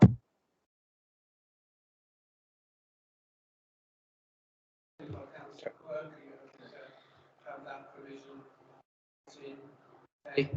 Can I just ask a question arising out of Mr. Bolter's response? I may have misunderstood, and if so, I apologise, but can a condition be imposed on land which is owned, presumably, by the railway? I don't see how, if you're proposing that, how that could be so. I fear there may be some misunderstanding here in that case. So for purposes of clarity, what I'm talking about is the provision of the temporary toilets, as indicated by Stuart on his slide, on land under the ownership of the Isle of Wight Council. Right. Okay. So there is an issue, I suppose, then, that if the railway was not to agree to the cafe and the toilets, we'd be left with the public toilets, portaloos on the green. That's, I think, the concern of the questions are that where will we be left if the railway doesn't agree to the toilets effectively being rehoused?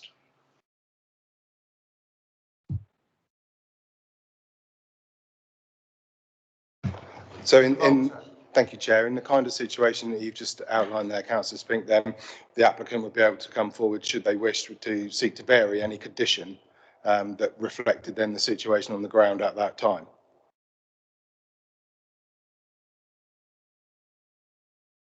So basically, the position is that if the toilets are knocked down, then there will be portaloos on the grass, as it were, in that area that has been shown. And if the railway doesn't agree to the toilets being rehoused in fullness of time, and the cafe also, then those toilets will either have to become permanent on the green, or another space for them will have to be provided, including the cafe. Is that correct? Yeah.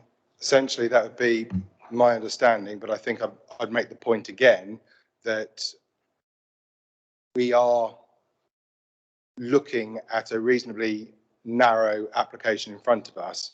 And what I think we are continuing to do is sort of extrapolate out the conversation. And I appreciate that the councillors may well wish to seek the comfort that they are seeking, and I recognise and understand that. But at some point, I think I will have to ask that the committee stay on the application in front of us. Well, just if I may, as a supplementary to that, the concern is, I think,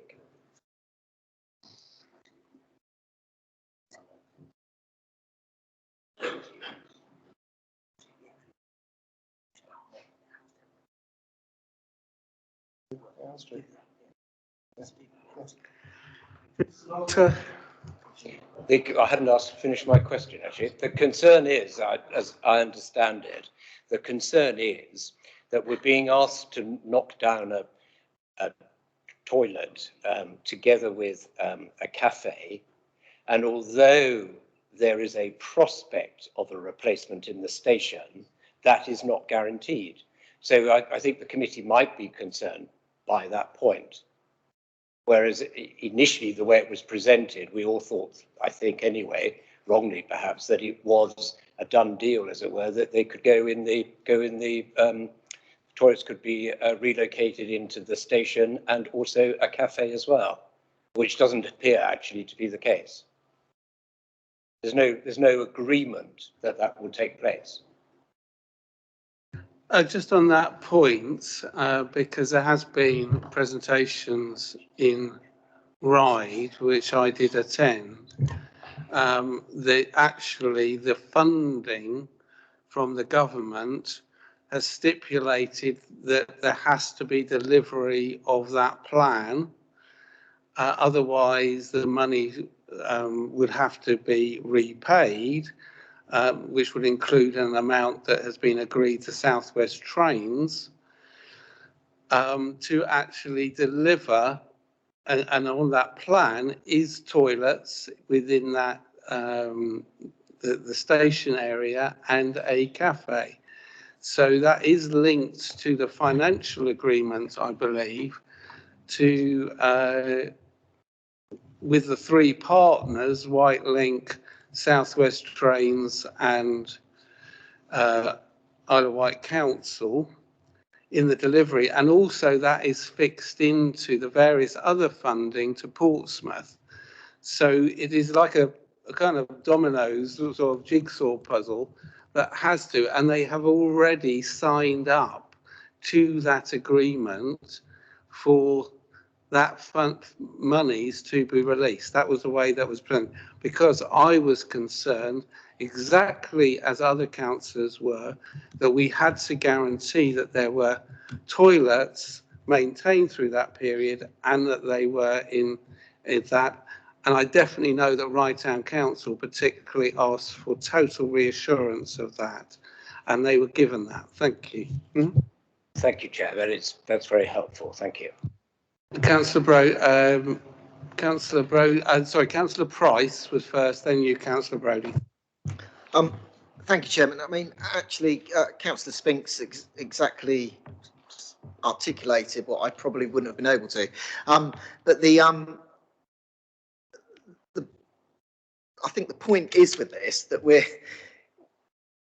and I know we need to try and stay on the narrow element of this, but there isn't a narrow element to it, because you're actually, from the public's perspective, you're looking at, with this project, taking away a whole load of public amenity space, and you're taking away public facilities as well, and you're going to put a port cabin with toilets on for an indefinite period. Now, I'm not going to say any more on it because I actually respect the local member's view.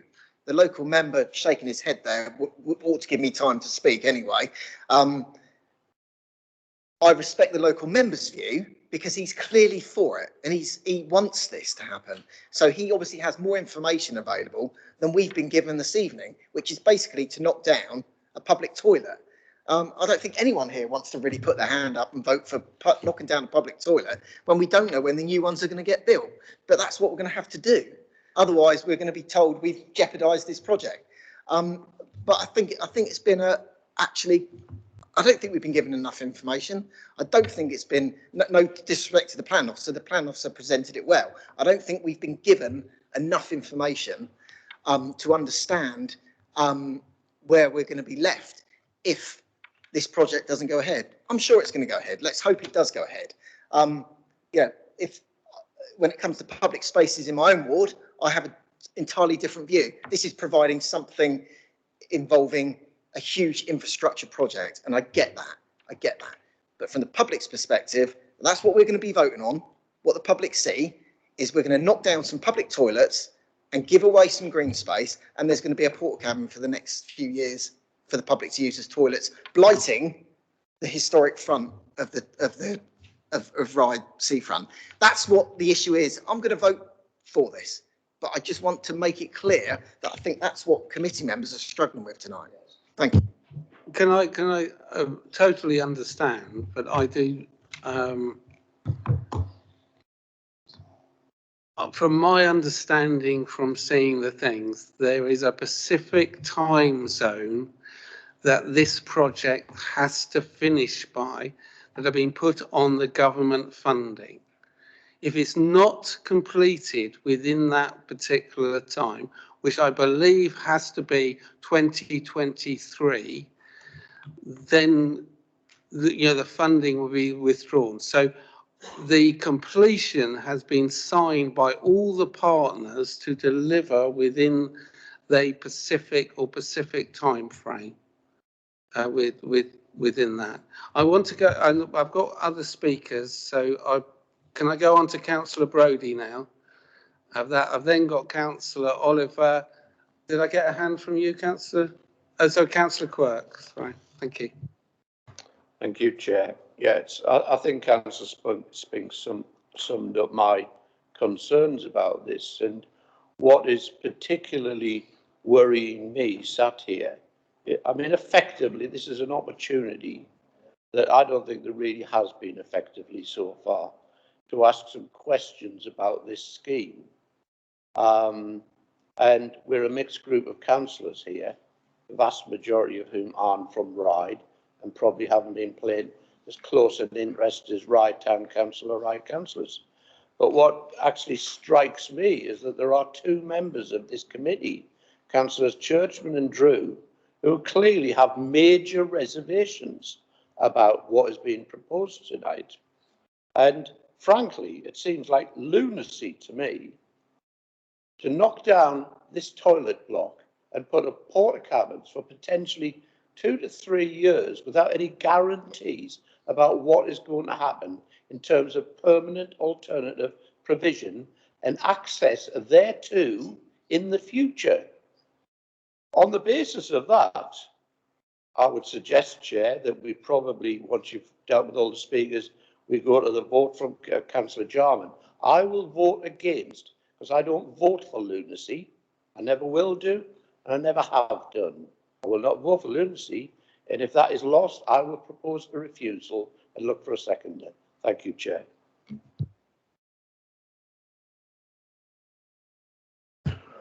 Thank you, Chair. I would actually like to propose that this application is deferred. There seems to be a lot of information that the local councillor, stroke cabinet member for infrastructure and transport, whatever he is, he's actually got that knowledge, and we haven't got it as a committee. We're trying to make a decision on something, knocking the toilets down isn't an issue, and if there's temporary toilets for 6 months, that's not an issue, or whatever it happens to be. And I can't see deferring this application until we've got that information in the committee, in the reports pack, as to how and what the ramifications of knocking those toilets down for. I'd like to propose that we defer this decision to a later date. Councillor Oliver, I already have a proposal and second for approval, so I would have to do that. If that fails, then obviously we can come back to that. Councillor Quirk was next, and then Councillor Spink, and then I'm going to start to move it to the vote. Okay. This project was started several years ago, and under the previous administration, I sat on the regeneration members board for 4 years, and others have taken over that.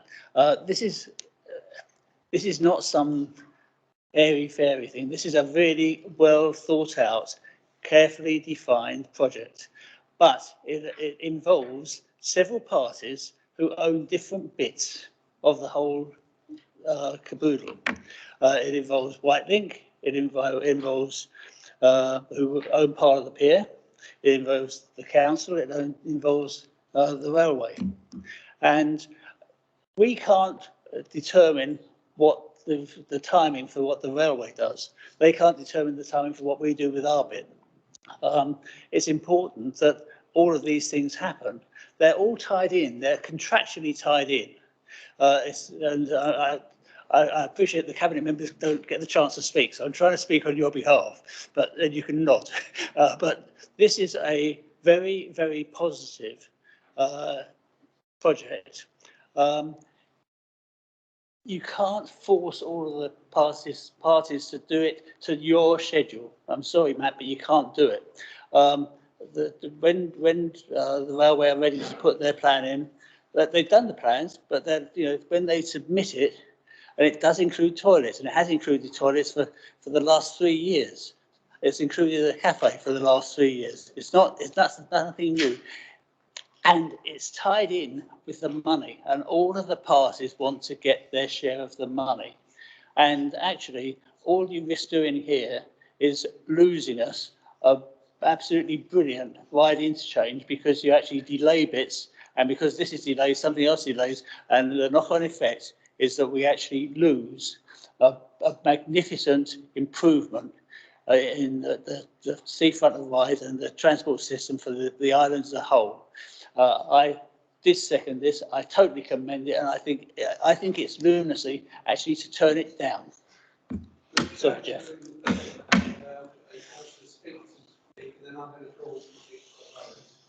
I'll come back to you. Thank you, Chair. Thank you, Chair.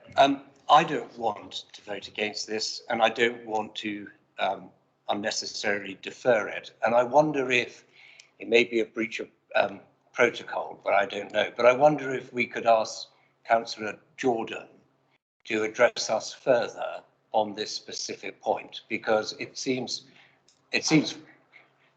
rather artificial, if I may say so, that the person who can allay our concerns is here, and our procedure might not allow him to tell us.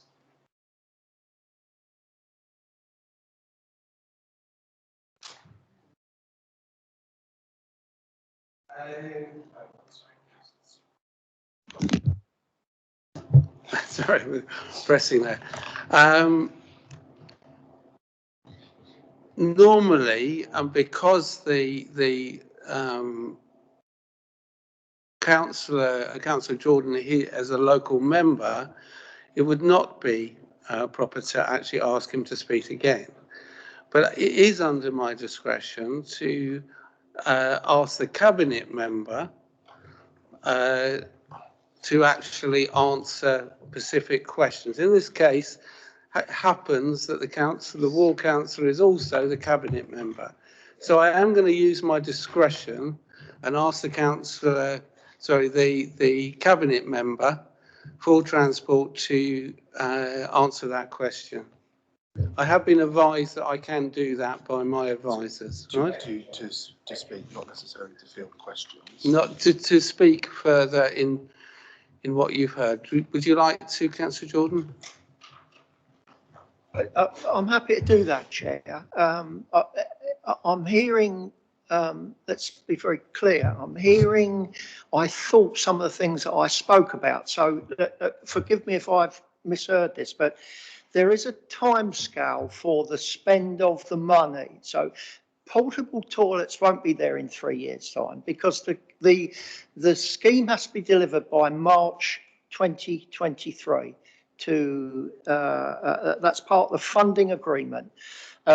There is a little slipway on that because COVID during this period, Councillor Quirk was right, it's been going on since at least 2018. That COVID has impacted the ability to bring the scheme forward in a timely way, and the Department of Transport are minded to understand that the scheme may slip, but my understanding of that is it would be months, 3 to 6 months. That would be it. That scheme has to be delivered in 2023. That was the first thing I heard.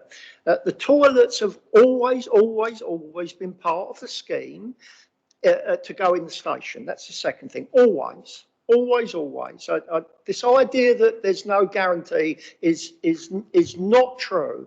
The funding arrangement as put forward to the Department of Transport and agreed by them demonstrate that the toilets and concessions were going in the station.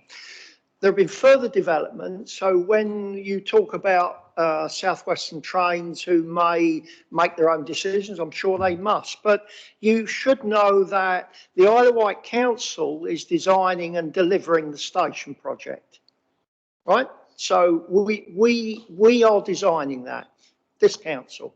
Well, there'll be consultants do it, but so we have that control over what's happening, and we will be delivering the toilets in there. I think those were the three main points I heard: the time, the toilets, yeah, I think that was what I heard. If I've missed something, I apologise, Chair. Councillor Price and then Councillor Drew, and then I am going to start to put it together, okay? Thank you, Chairman. I think this is a helpful way to take this because you know, there are unanswered questions. I don't actually think we're all going to be quite happy by the end of it. But so, Councillor Jordan, you say the timescales 2023 for delivery of the highway improvement Project. The whole project. Project. So the station is going to be refurbed by March 2023. It certainly is. It may be 3 to 6 months slipway, but it certainly is, yeah. I mean, I absolutely applaud your enthusiasm, but I just cannot see how that is going to be possible. And the toilets will be within the station by March 2023. Well, I tell you what, on the 1st of April 2023, I'll be very happy to talk to everyone and confirm that it's all finished and we can all go down on the planning bus and use that toilet. Yeah? Can you assure me of that? Look forward to it, Matt. Well, on the basis that the give 3 months slippage. On the basis that the Department of Transport accept that there's been some delays and have spoken about a slippage of that day, but it's 3 to 6 months. But yes. Thank you. Lovely. Okay, can we move on, because we are slipping from actually what's in front of us, which is purely the demolition of that building. I am going to now call it to go to the vote. I have a proposer from Councillor Jarman, I have a seconder from Councillor Quirk. Those in favour of the approval of the toilets? 1, 2, 3, 4, 5, 6, 7, 8, 9. And those against? It is approved. Thank you.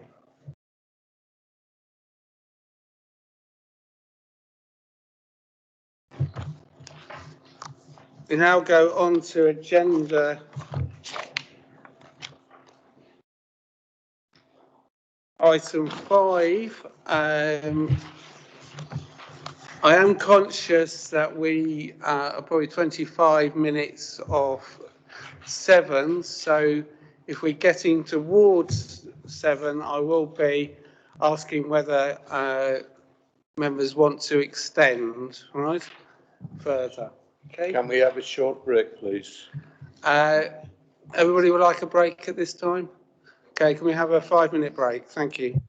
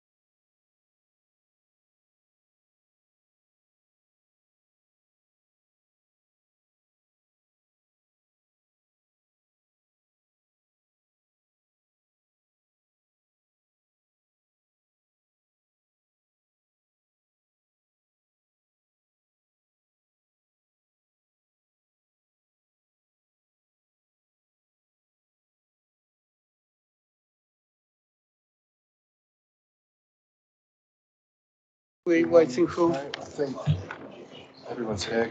Peter's stood up. Chairman, please keep on.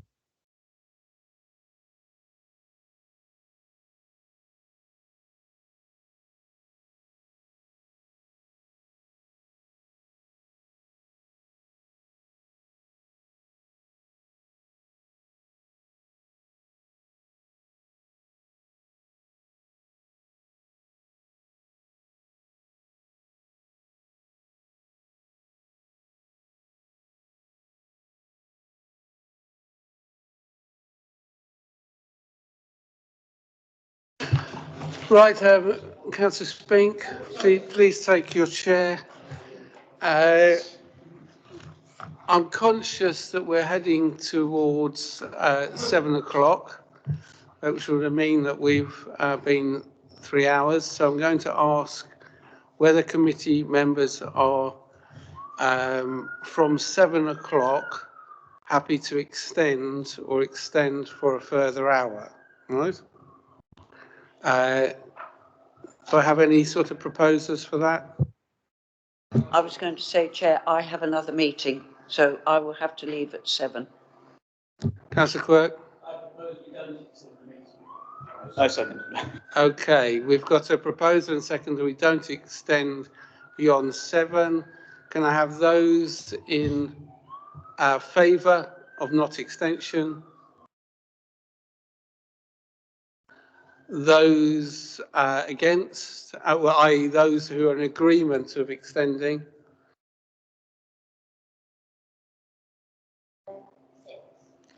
We've agreed to extend beyond 7. Thank you. Go on to item 5 of the agenda, which is the the review of the code of practice for members and officers dealing with planning matters as proposed in the report by Councillor Jarman. Can I pass it over to you, Councillor Jarman, to present your report? Thank you, Chair. I think we all know what the history of this is. It goes back to long discussions in last year and through to the meeting that we had as an unofficial meeting of the Planning Committee at the end of November. We were unable to resolve during that meeting a number of issues that clearly needed to be addressed about advice that we had been given, much of which seemed to be very contradictory and at times became rather inflammatory.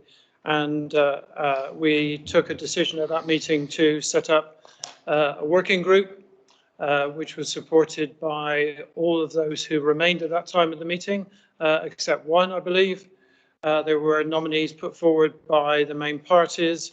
The working group was established, and that was under clause 13, page 100 of our constitution, as a cabinet member delegated executive function. I'm advised that this committee needs to formally ratify that committee, and the paper achieves that. It also moves on to dovetailing the output of that committee into the foreseen work of the Planning Advisory Service during their peer review later this year. So I formally move the paper today, and I look for a seconder. Councillor Spink. Several. So. All right, seconding it. Does anyone wish to speak regarding the report, or we'll move to a vote? Councillor Brodie.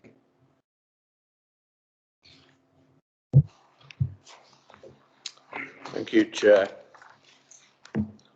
I just, firstly, we saw a briefing, an advisory note on this report from the monitoring officer, which I'm sure we've all had time to read, in which the conclusion is, and I'm going to read it because I'm not sure if it's been made available to everybody.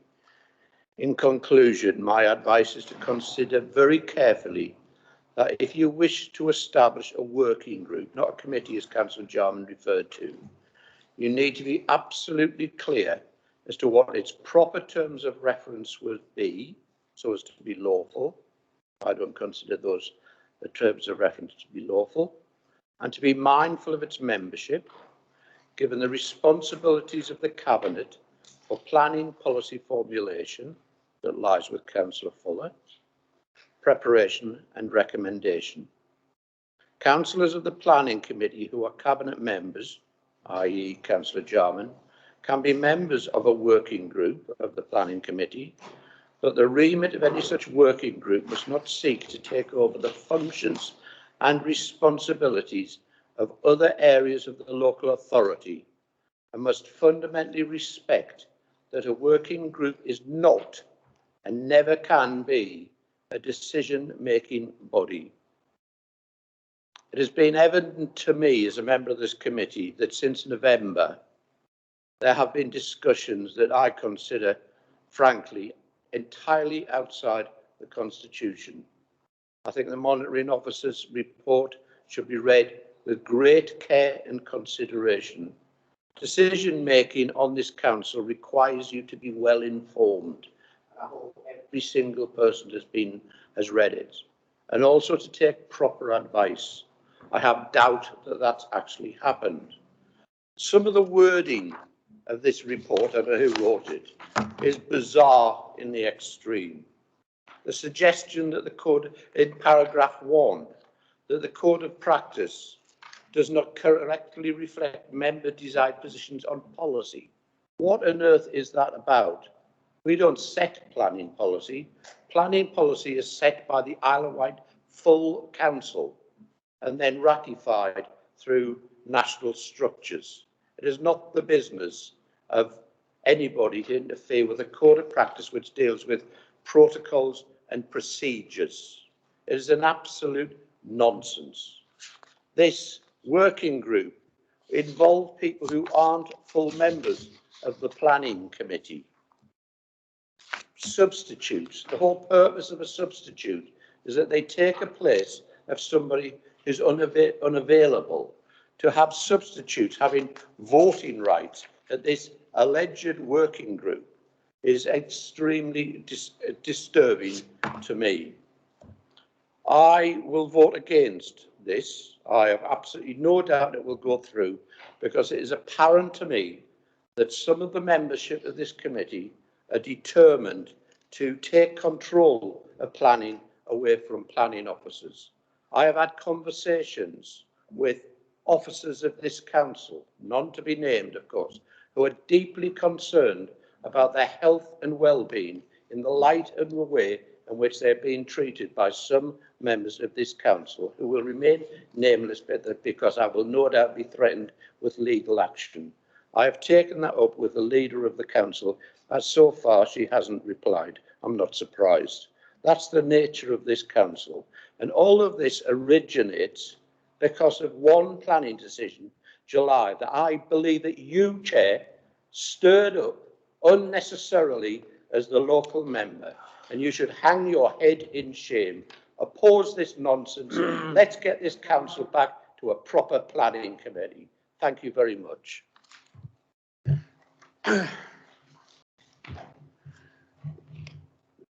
Councillor.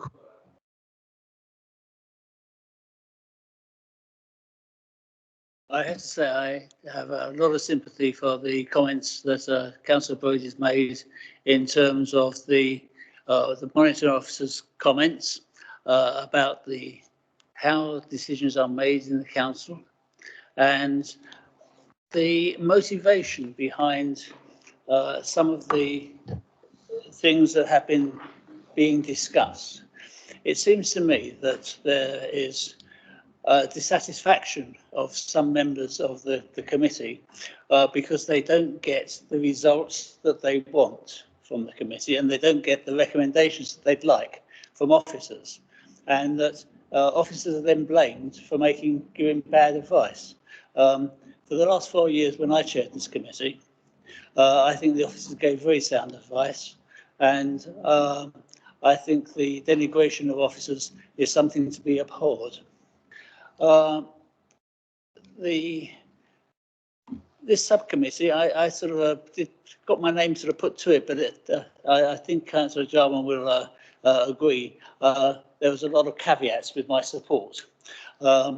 that the support can only be there in looking at it, in making suggestions as to things that could go forward, and that it shouldn't in any way be looking to displace the proper planning procedures.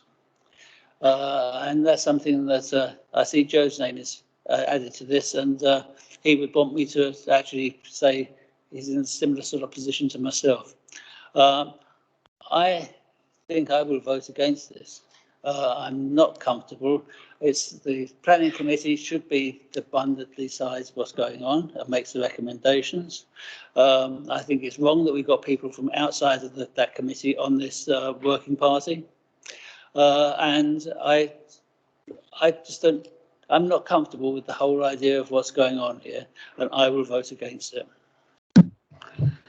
Thank you, Councillor Drew, and then I've got Councillor Price. Thank you, Chair.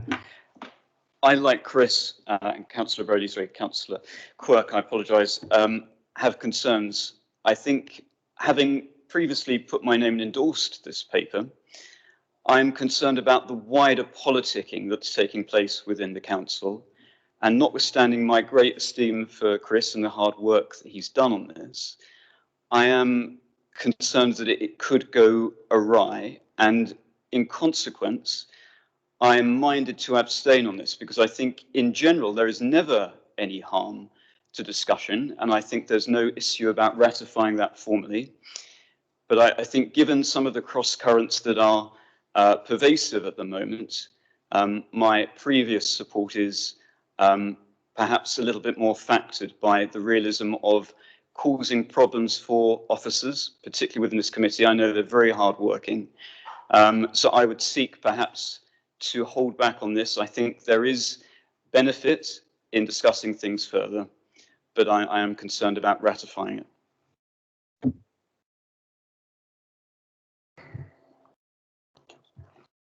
Thank you, Chair.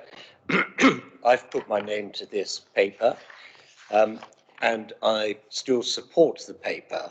I wouldn't like to see the group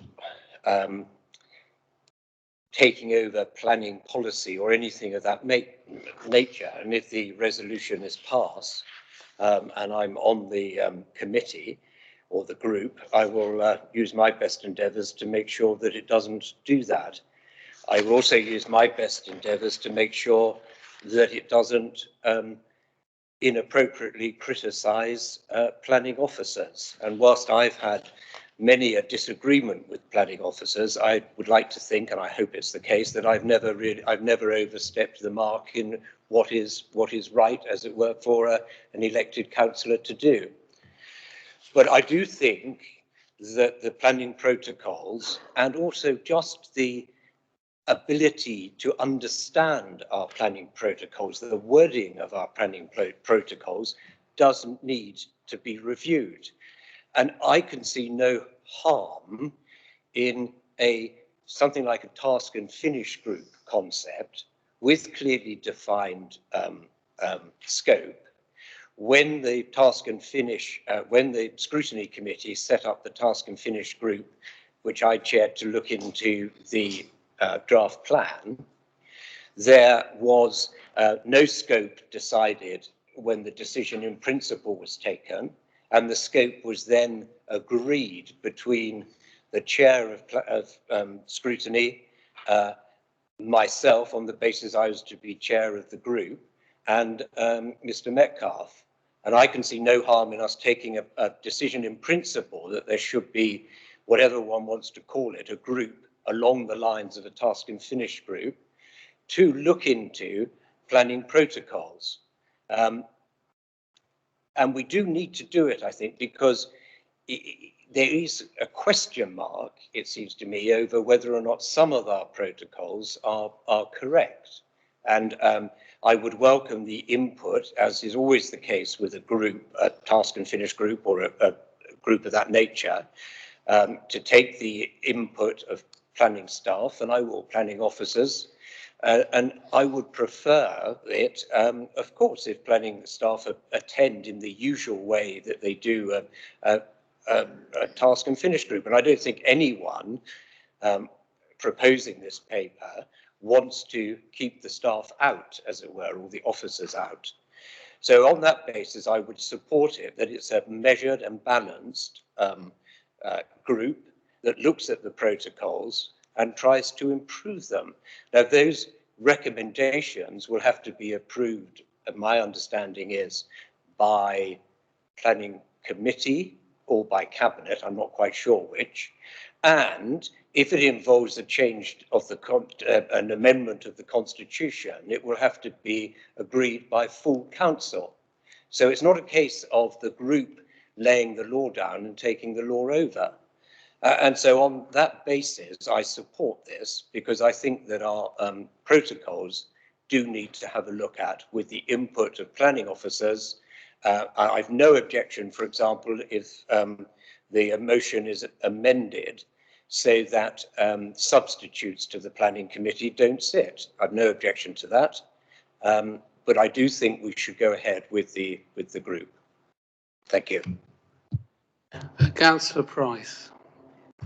Thank you, Chairman. I echo what many people have said here tonight on this subject. I'm going to support this because I support the spirit in which Councillor Jarman is wanting to move this forward as a member-led approach. But it would need officer involvement. We would need the expertise of officers. You cannot exclude officers. I think just at this moment, it's just about a little bit of being a bit more led by members. Now, what we don't want to do is go down the route that we do put the planning staff and the senior officers under more pressure than they're already under. So I think that would have to be something that some of us would be holding the group to account on, that we don't actually send this off down a very messy route where we actually create lots and lots more work and almost start to tear the rule book up, so to speak. So I think this is a starting point that we're at, and I think it would be something that I would not want to be involved in if it isn't very respectful to the professional people that we work with in regards to planning. Thank you.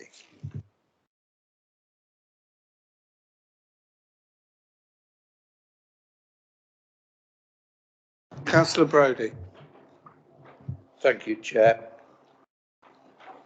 There are so many things issues to discuss around this.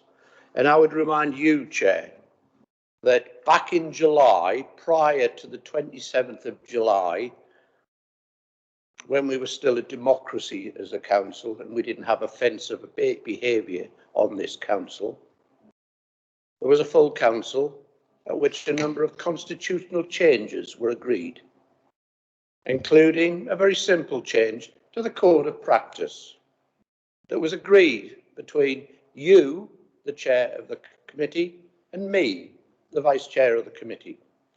And I have to say to you, Chair, that I think you have been negligent in allowing this to be pursued. You're the chair of this committee.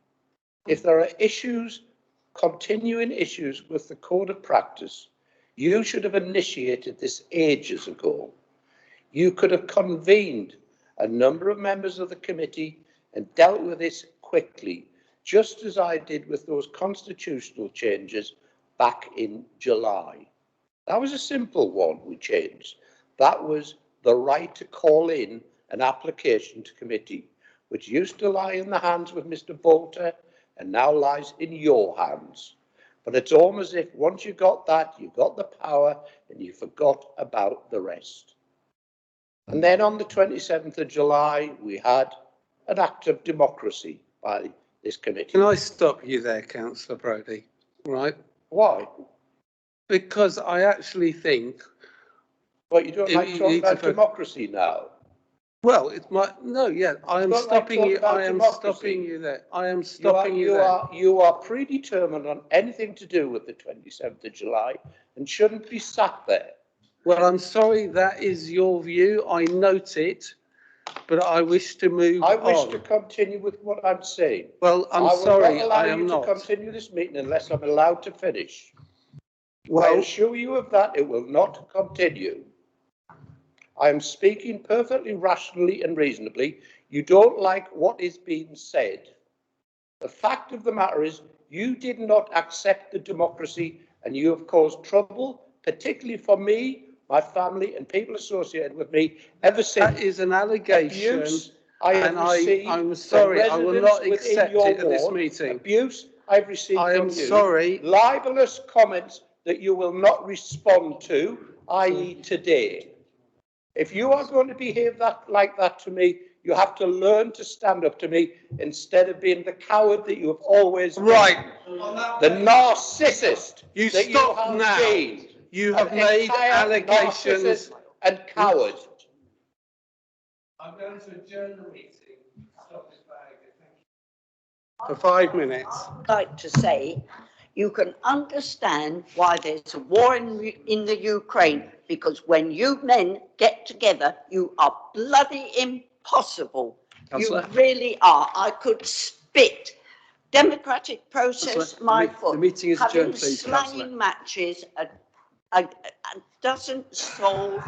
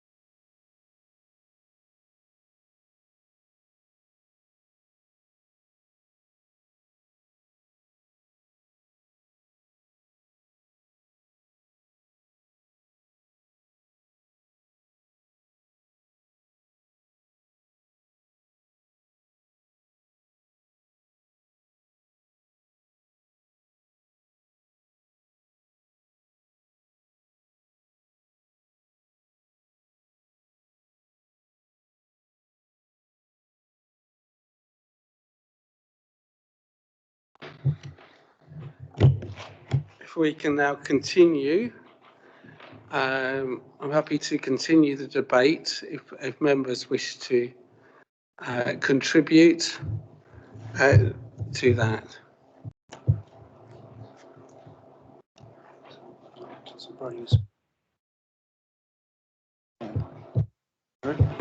Councillor Brodie, do you want to continue? That's very kind of you to offer. You interrupted my train of thought. I will leave it where it was. Thank you, Chair. This is precisely what I'm concerned about. The officers should not be subjected, I would suggest, to this level of frenetic debate. Part of it can be constructive, a lot of it is not. And that is why I think, with all respect to Councillor Jarman's motion, that this perhaps should be deferred, because I think in principle, as I say, it is something that's worth looking at, but perhaps not at this particular moment in the Council's history. Councillor Drew, obviously there's a proposal and seconder. Depending on that vote, then your suggestion can then be put forward. Do I have any others, or I'm going to... Councillor. I was just going to say, I suggest we move to the vote. That was all. Make my point of clarification, if that's okay.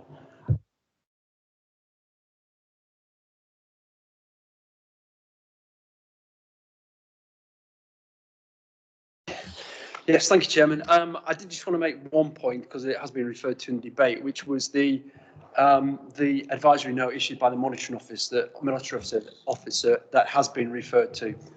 And the reason I wanted to refer to that is just to remind members that officers have got a statutory duty to provide information and advice and recommendations to elected members. So that wasn't issued for any other reason than to discharge his particular duty to the council, the committee and the council as a whole and the electorate in order to provide that particular piece of advice. And I think it's important that I make that point today. So thank you for allowing me to do that, Chairman.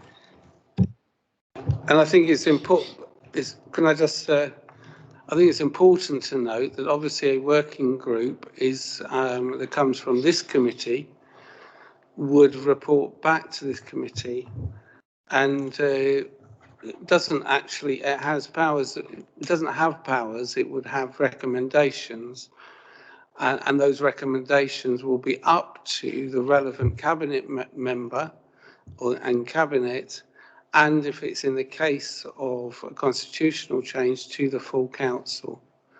So it is a body, it cannot be anything else other than a body that reviews and recommends.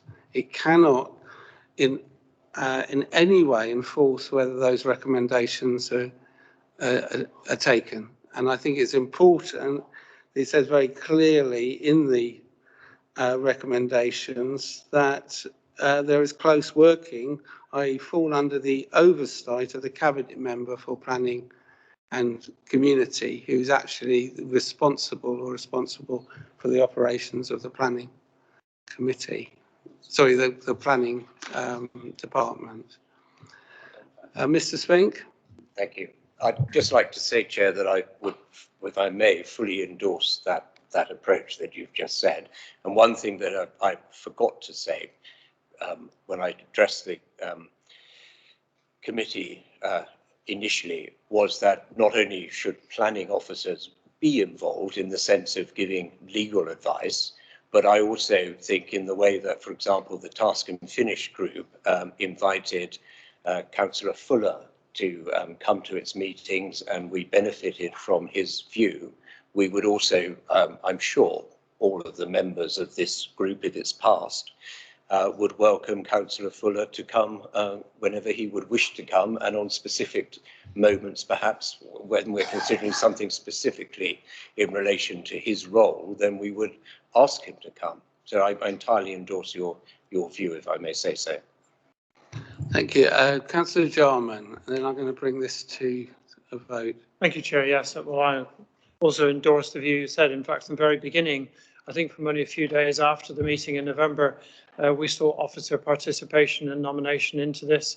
I'm very pleased that it comes under Councillor Fuller within his remit. We do want to engage with officers, and we do want to make sure that this is widely supported. And at the end of the day, as you correctly point out, the working group will come forward with recommendations that will be for this or other committees to debate further and to take action on. It is only at the end of the day an advisory function. Thank you.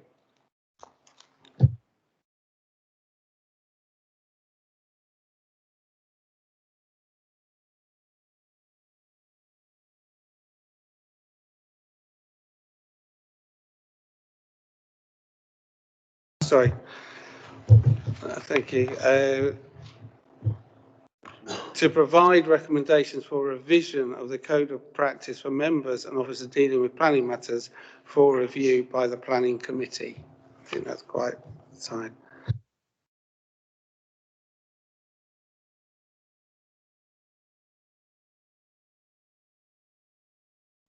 Sorry. I've got a proposer, Councillor Jarman. I've got a seconder, which was Councillor Spink. Those for the recommendations in the report, those for? 2, 3, 4, 5, 6. Those against? 1, 2, 3. The abstentions? The report, the recommendations are carried. Thank you. To item 7, which is a motion put forward. Oh, sorry.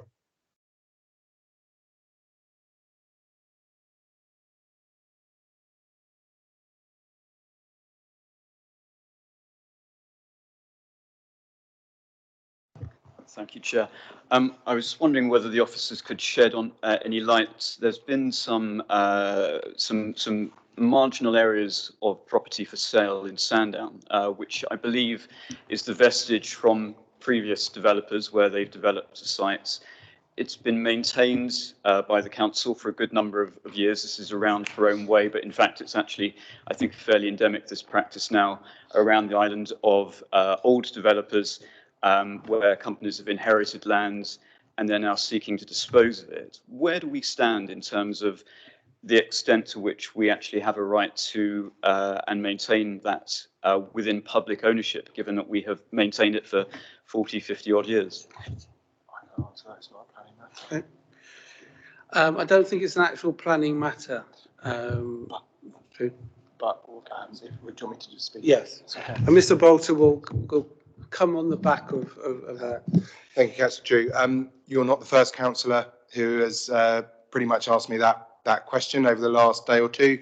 It won't come as any surprise that the local ward member has also asked me that question. So what I would propose to do, given that a lot of it doesn't necessarily relate to planning, but I can pass on the information that I provided to Councillor Ward on that matter.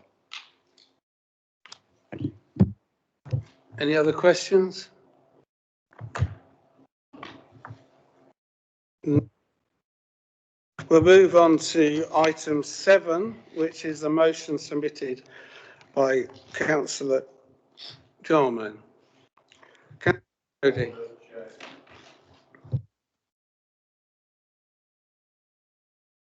Will be unsurprised that I am going to query why you, having told us all over the recent days that you have now decided to take the chair for an item regarding West Acre Park, a planning application for which you are on the record repeatedly as being predetermined. Independent legal advice has been made by Mr. Mark Heath that you should have absolutely nothing to do with this application, and yet you persist tonight in overseeing a discussion regarding the reconsideration of this highly controversial planning application. This will undoubtedly jeopardise the decision made tonight and potentially any decision in the future, and make this council even more vulnerable to judicial review by the applicants than they currently are.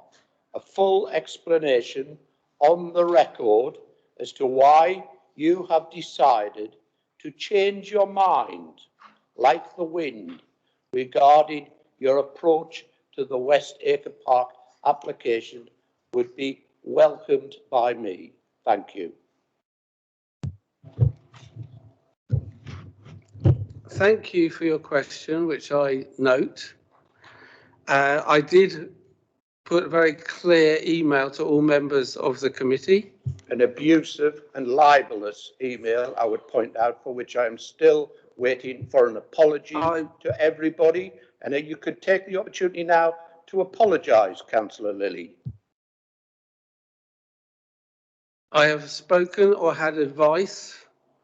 And Chair, I don't care what advice. You suggested that I had some personal considerations regarding this application in writing. That is a gross libel of my position on this application, which was entirely non-predetermined, unlike your ridiculous level of predetermination, the like of which I have never seen in 17 years on this council.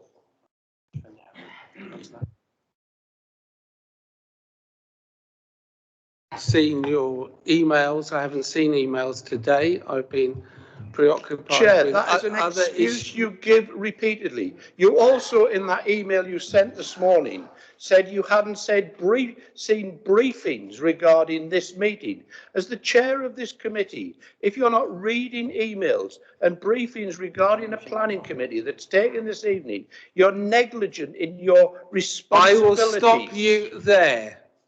Thank you, Councillor Brodie. I have sought advice. I have decided to continue as chair for this item. Can I finish?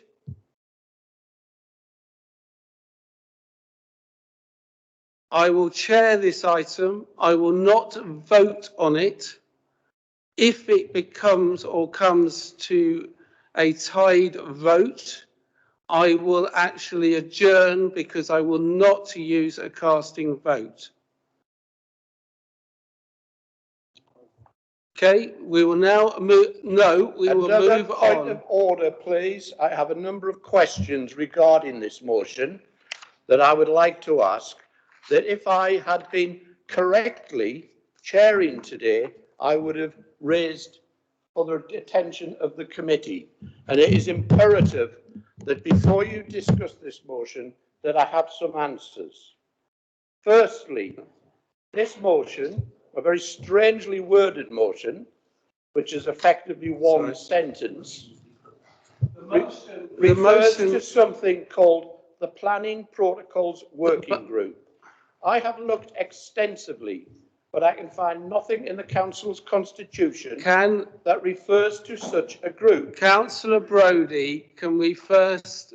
Chair, I need answers to very important questions. Councillor Brodie, can we have the motion put forward first, and then if you've got particular questions on that motion... Chair, sorry, I don't think this motion should have even been admitted to the agenda, which I understand, predetermined as you are, you took the decision regarding, showing once again your level of bias and inability to understand the protocols and the constitution of this council.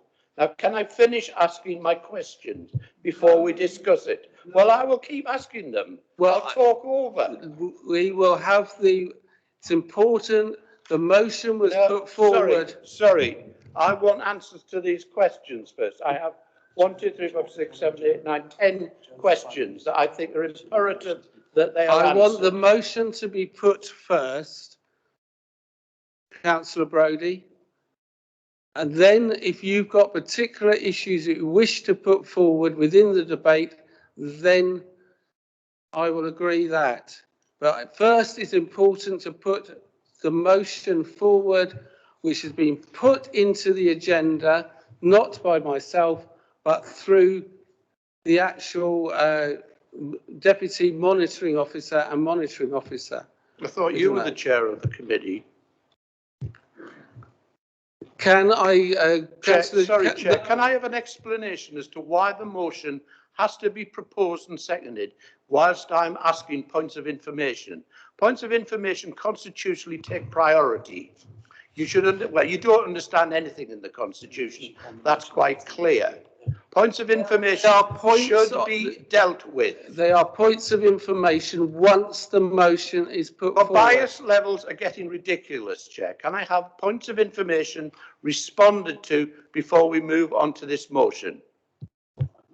We'll take 5 minutes, and if you wish to present these to me during that time, I will verbally present them to you. I'm not giving you anything in writing.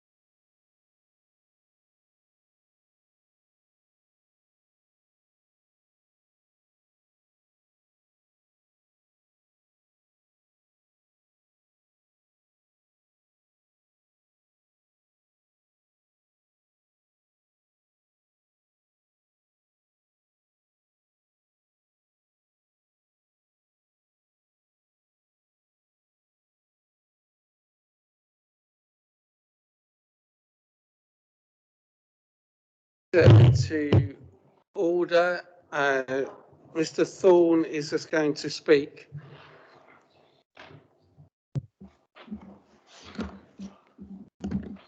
Thank you, Chairman. A member may raise a point of order at any point of time and does not have to wait for the motion to be put. That point of order should be heard immediately by the chairman. There should be no debate on the point of order, and the chairman shall rule immediately on it, and his determination will be final.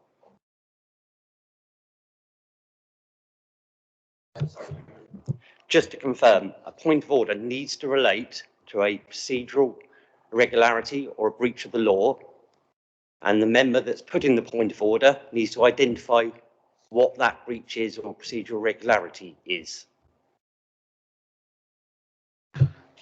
Councillor Brodie. I note what Mr. Thorne says. Obviously, I'm not going to give specific references. That's an entirely unreasonable request. However, I will start again. Although a motion of sorts was presented to the monitoring officer before the time limit for finalised motions on notice, something we don't even have for this committee, but which applies to full council, I've learned it took a further 4 working days before the unusual motion presented to us tonight was finalised between the proposer and the monitoring officer, not without full agreement. Is this not an entirely ridiculous stretching of rules that in the first place don't even apply to this committee?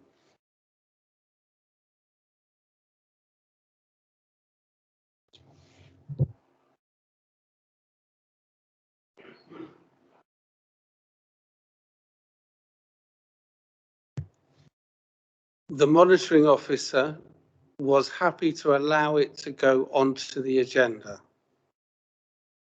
How do we know? Because I was told. The monitoring officer here? I'd like that confirmed. I am happy, it's my decision that that was done or done correctly. That is a biased decision, of course, Councillor Lilly.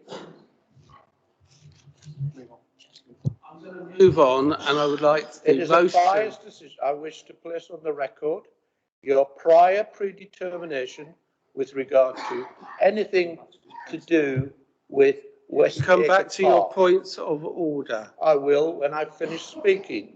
I've No. advised you not to interrupt me when I'm speaking. Thank you. I'm sorry, Chair. You can try. Item 2. The motion refers to something called the Planning Protocols Working Group.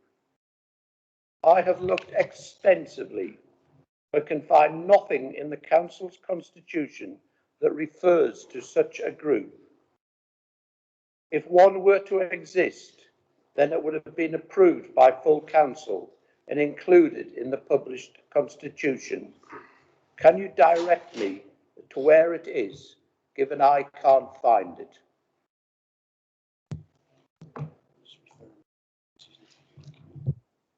To refer you to actually the previous decision we've just made, where we've actually established a planning protocols working group that's actually democratically been voted by this committee. Next, clearly you failed to read that report, Chair, because at no point was there any reference of the words Planning Protocols Working Group. It referred to a cross-party working group of councillors.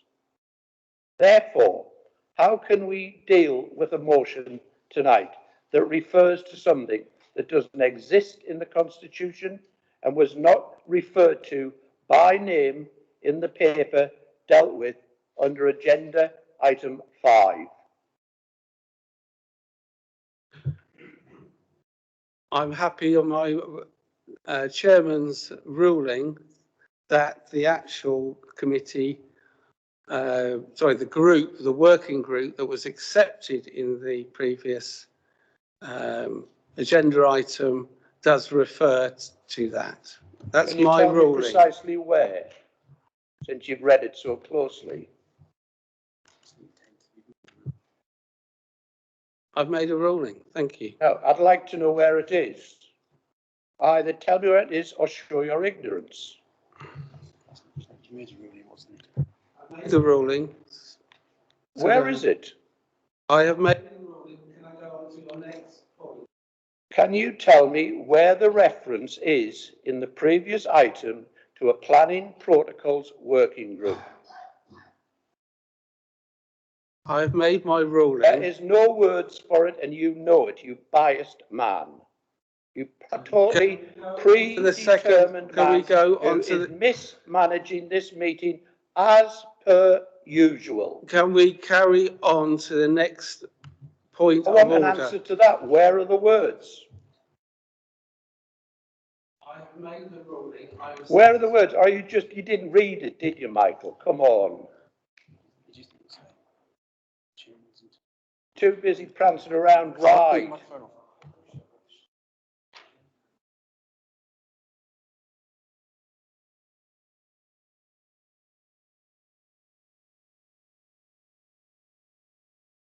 The chairman in this, it arbitrates within the questions or the points of